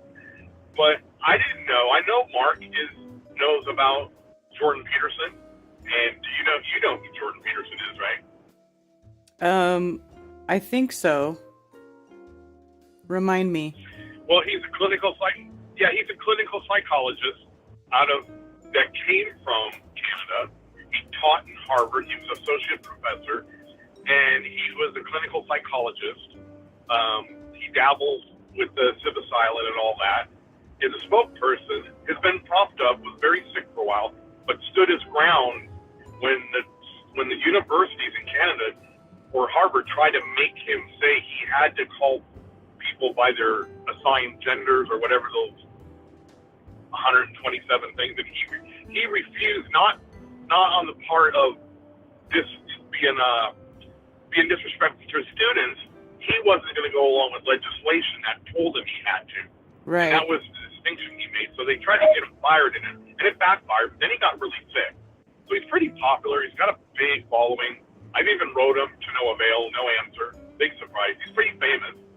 So one of the driving things that moved him down the path of the where he went was he was really, really wondering how the Holocaust happened. Like, how did it happen? And so when he looked into it, basically, psychology, he said, well, these prison guards that wound up going along with orders at some point, well, people say, well, I would have not let it happen. And he goes, are you sure? Because he was trying to be honest. Would he go along with the program, as, Hitler slowly came to rise, and then, to oppose the king is not a good thing. And I know he's not really a king, but he was a Führer. Mm-hmm. But still, people fear, I mean, when people are in power and people have guns and an army, well, a lot of people aren't going to buck against that system. So what he said is that and I think there's some truth in it, we all have it in us to look the other way and, well, it's okay. Even that experiment Mark talked about with the doctors in the lab goes zapping people, and as long as the doctor said it was okay, well, they did it. So basically, I don't know so when her friend said she was responsible, well, according to Jordan Peterson and even the people he looked up to, like Freud and Nietzsche and all those people, that it's laid inside of us, and the scriptures even talk about that. I know you and Jack go over the scriptures quite a bit. But yeah, so the fact that we can be that person if we're afraid to stand up for what's right. And so sometimes that takes strength, and sometimes it does take courage to stand up for what's right, even if you're the only one. Yeah. So, and I've never watched that movie, Schindler's List, and I probably need to, but am I guessing correctly that he stood up or did something or did something to alleviate and got some people out of there? So again, I never watched the movie, but so that was my thought on that whole process, that inside we all can be that person. We can all go along with something. And you know what I mean? So yeah, it sounds crazy, but there is that. So who knows? So what do you think? About what specifically? Well, just kind of I don't know what I just said. I don't know about, we're thinking that lady, Rose's friend Bonnie was totally insane, but we all have it in our nature to be the oppressor and the oppressed. So, yeah, I don't know, but to say it's your fault, yeah, I don't know. Yeah. I'm just thinking out loud, I mean, that was kind of bearing her soul, and that's a pretty big thing. And in a way, don't we think what they tried to do for the last 3 years, trying to get everybody to wear masks and take an injection, that changed their DNA? How is that not the same thing in principle? Yeah. I don't know. Anyway, that's all. I was just wanting the people to think out there, and if they try to do this again or they try to push it a little further down the road, because supposedly, I mean, there was an agenda 2020 something, I thought, or 2023, and so supposedly there's one 2030. So it'll be interesting. Well, it was Agenda 2030. Yeah, it's Agenda 2030, and then there's also Agenda 2050. Like, they have a bunch of them. They like push it out. Yeah, right? but wasn't there one before 2030? I remember hearing about it. I just thought I did. Agenda 21, maybe? Yeah, maybe, yeah. Agenda 21, that's right. Well, fascinating. So 19, 20, 21, and by then, I think they had done what they were going to do. And then it was just they certainly started it, right? They were or it was like a shock test, maybe, to see what they could get away with, how much they could get away with. Well, yeah, because we got to think of it as when they initiated it, and then there's always the reaction. They don't know how the whole world's going to react. I mean, how could you?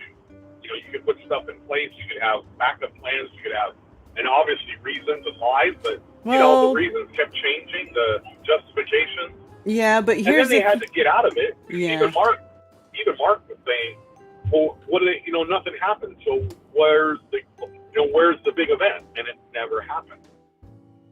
At least we don't think so, but it just may have. We just don't know. Mm-hmm. So I don't know. I don't know. So anyway, all right. Well, I'm going to just shout out to, let's see, I'm going to shout out to Just Jack. I'm sure he's listening. And Mark, if you're listening. Rose and Jan, if you're out there listening. And I think Dave Law calls in a bit, so I'm going to say hello to Dr. Dave. And I guess that's it, Karen. So thanks for taking my call. All right. And hang in there. And truthers, hang in there and stand strong. Support one another. And just remember, if they can't see, there's a reason. And so we just got to be patient. Yeah, for sure. All right. Thanks, William. Yep. All right. Bye. Bye. Yeah. I think maybe there's a certain group of people who did learn their lesson from the whole pandemic, and if they put pressure on people like that again, they won't go for it. But other people will, because they just do what they're told. I mean, that's the sad reality, is that humans are disgustingly predictable. And they know how to push people into the direction that they want them to go. And even though, we're all here and we're aware of it and we see it happening in real time, there's a whole bunch of people who don't. Most people don't. They're just too caught up and distracted by beast system stuff. So, all we can do is try.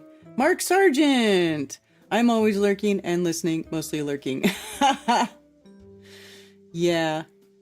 Move the Overton window, they'll get away with more of it next time. Get very comfortable before listening to a podcast.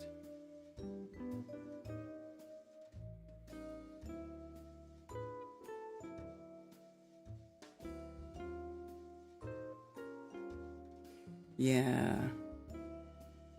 Good to see you in chat, Mark. It's almost 1 p.m. now. Shit, people in Cali have their mask in a holster ready to quick whip that fucker out again. Yeah. Don't forget to give Karen B a happy birthday shout out. Oh, yes. Thank you for that. Birthday's tomorrow. And it's fascinating that when she's not having the low, she totally understands and it doesn't make sense. Yeah. Thankfully, Trump saved us. Okay, that's funny, Big Pine. That was a funny comment. Did you guys know, I heard that there's some guy on Twitter, I was reading on Twitter that some guy was saying that Trump actually did us a favor by fast-tracking the vaccine. Yeah, because he made it so you don't need lockdowns and to be shut in if there's a vaccine, right? So... I'm like, give me a break. Give me a break. Give me a motherfucking break. Like, come on. People, please don't trust these politicians. None of them. They can't be trusted. It doesn't mean they won't do something right or good once in a while, but they cannot be trusted to do anything that they say they're going to do, or to ever do anything that is truly on the side of the people. So I guess there was an earthquake in LA. I wonder if Brian felt it.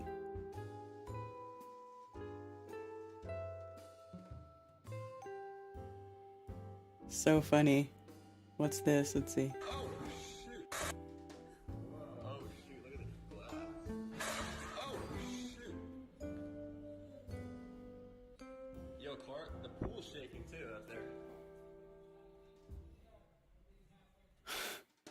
Not that big of an earthquake, though. It was only like a 3. Oh, look, here we go. Some cars shaking.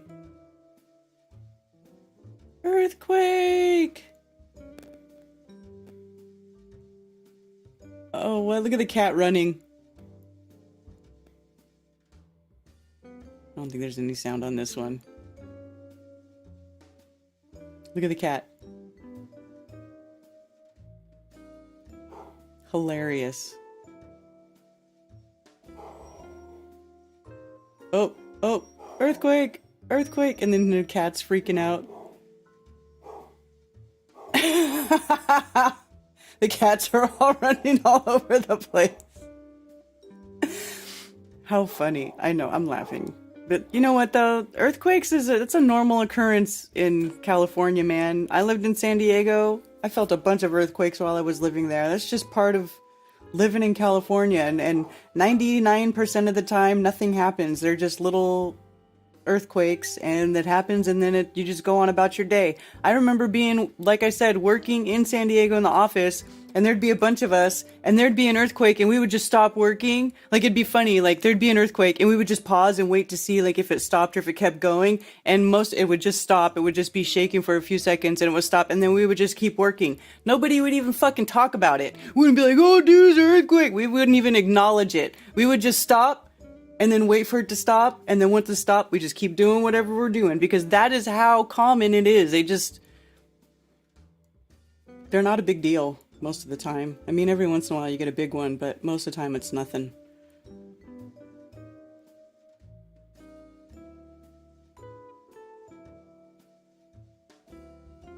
The Syrian earthquake, that's the bad earthquake. Oh no.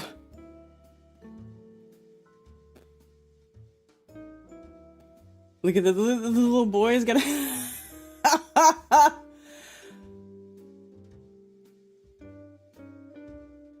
Oh my goodness. That's hilarious. He has to pick the ladder back up for his mom.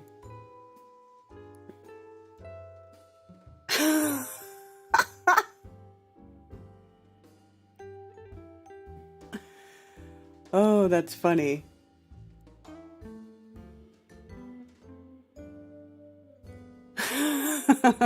She made it.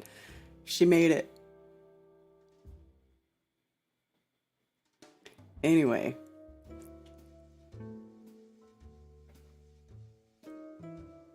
Earlier in the year, they were watching the atmospheric rivers. Alderson agrees with you that the dude got a haircut to go with the mask. The video that Kelsey said... Dude totally got the haircut to fit the mask. It's freaky. You've been getting smashed all year with earthquakes? When I was in Nepal 2015 and that was 7.9, I saw a wave on the ground. It was only one of the more crazy experiences I've had. Nachiketa, you know what? I saw that too back in 1989, the big earthquake of 18 SF earthquake 1989. This one, the Loma Prieti earthquake of 1989, October 17th. 63 deaths, 3,800 injuries. That one, I saw that too. 6.9 as well. Or no, you saw 7.9, which is huge. That's even bigger than the one I saw. But even that was 6.9. That's what it looked like. It was like the ground was liquid for a minute. It was insanity. That shit was crazy. Yeah. Remember these when all the buildings fell forward, fell on the cars? That was crazy. Look at that. Crazy stuff, man. That was huge. And when it happened, I was somewhere over here. I was in the, kind of like the middle area here. I was riding my horse. I was in an area where I was horse riding. So it's in the part where it says very strong, severe. That's where I was when I felt it. It was crazy. Crazy. Yeah, that's the one that broke the bridge. Yeah, man.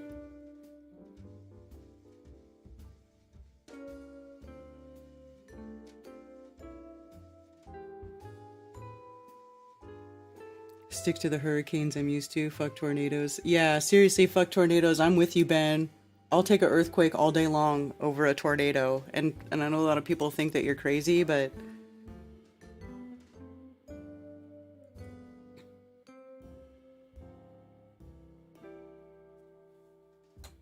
I guess it's just what I'm used to. Probably because I grew up with it. I'm okay with it.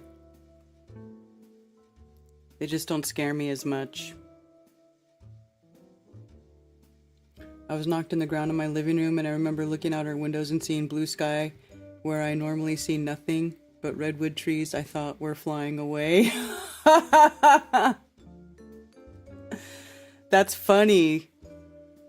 Yeah, I mean, because it was crazy. I remember, and I was in a horse pasture surrounded by horses, and all the horses just started bolting in every direction, and I just started running towards the towards the pasture, like the gate to get out of the pasture, because I was like, oh shit.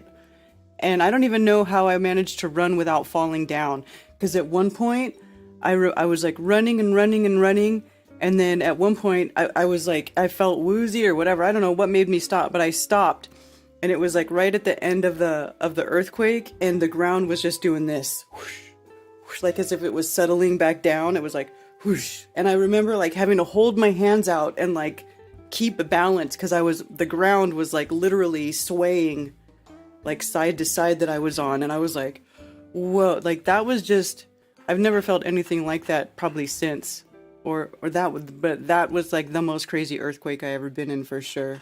But like you can feel it. It's like you're on a boat, but you're on land, and it's going back and forth. That's crazy shit, man. Yeah, because wind is dangerous because you get the projectiles and stuff flying everywhere. That's crazy.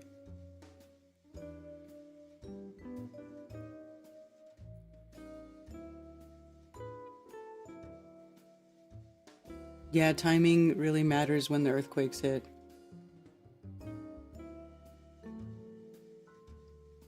The best part is that need to run like you're going to escape the earthquake. Animals run also. Well, they started running first. That's what made me run, because they like the horses, you know how they say the animals start acting weird right before an earthquake? They were doing that. Because I was out in the pasture, and I was just putting my horse out in the pasture, and usually all the horses were chill. But all of a sudden, like, they were all getting all feisty, and they were like, neighing and kicking a little bit. And I was like, okay, you guys are acting stupid, and I'm getting out of here.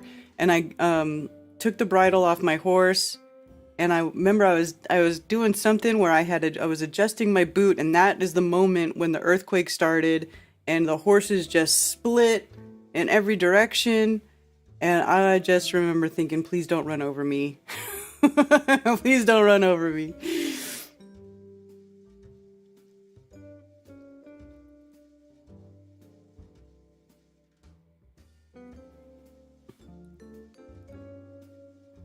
Got picked up and spun around twice inside a car in a tornado. Oh my God, Ben.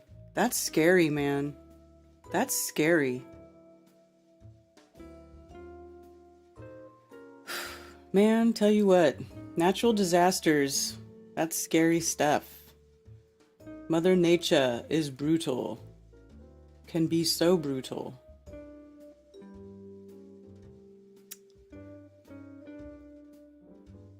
Yeah. All right. Well, you guys, it's 1:15. I've been flapping my gums for quite some time now. I think I'm gonna wrap it up. Go on the rest of my day, hang out with Ted, because Ted's here, and I like Ted. He's a cool guy. I think I'm gonna go hang out with him a little bit. And I want you all to have a wonderful rest of your day. Wonderful Moonday. Enjoy the nice weather. And join me back here tomorrow for Strange World with Mark Sargent. I forget what episode it is. 406, I think. Anyway, we'll be back here tomorrow at 10 p.m. Eastern, 7 p.m. Pacific for Strange World. And then, of course, I'll be back Saturday for anti-religious scripture study, and possibly somewhere in between. I would like to say I'll do a coffee talk this Friday, but as of yet that is undetermined, because I do have a dental issue that I am having to deal with this week, so I may be sitting in a dental chair getting drilled on. Not the way I want to spend my time, but it is what it is. So anyway, I just want to thank you all for being here with me, hanging out, calling in, and being the wonderful people that you are. And remember to keep your eyes peeled for Flattoberfest 2023 ticket sales, which will be beginning soon. I am going to have, as I said earlier, an early bird ticket sale time in the very beginning, so that if you know you're going, you want to go, you don't care who's going to be there, you know you want to be there, then you'll get the cheapest ticket price as soon as I get them listed. And yeah, that's it. Sam's Town, Las Vegas, October 21st, 22nd, 2023. So that's what's up. All right, you guys, have a wonderful, wonderful day. And for those who wish to send me stuff through snail mail, you can send it to P.O. Box 10, Earl, North Carolina, 28038. There are also links below for Flat Earth merch, and you can send me donations. And I do appreciate all the support. Sincerely, thank you very much. Also, please go to flatearthfestivals.com for all information about upcoming Flattoberfests and Flat Earth-friendly local meetups. If you are organizing a local Flat Earth meetup, email me at flatearthfestivals@protonmail.com with your meetup information to have it listed on the website for free. For everything else, you can email me at karenbfe@protonmail.com. Thank you for being here.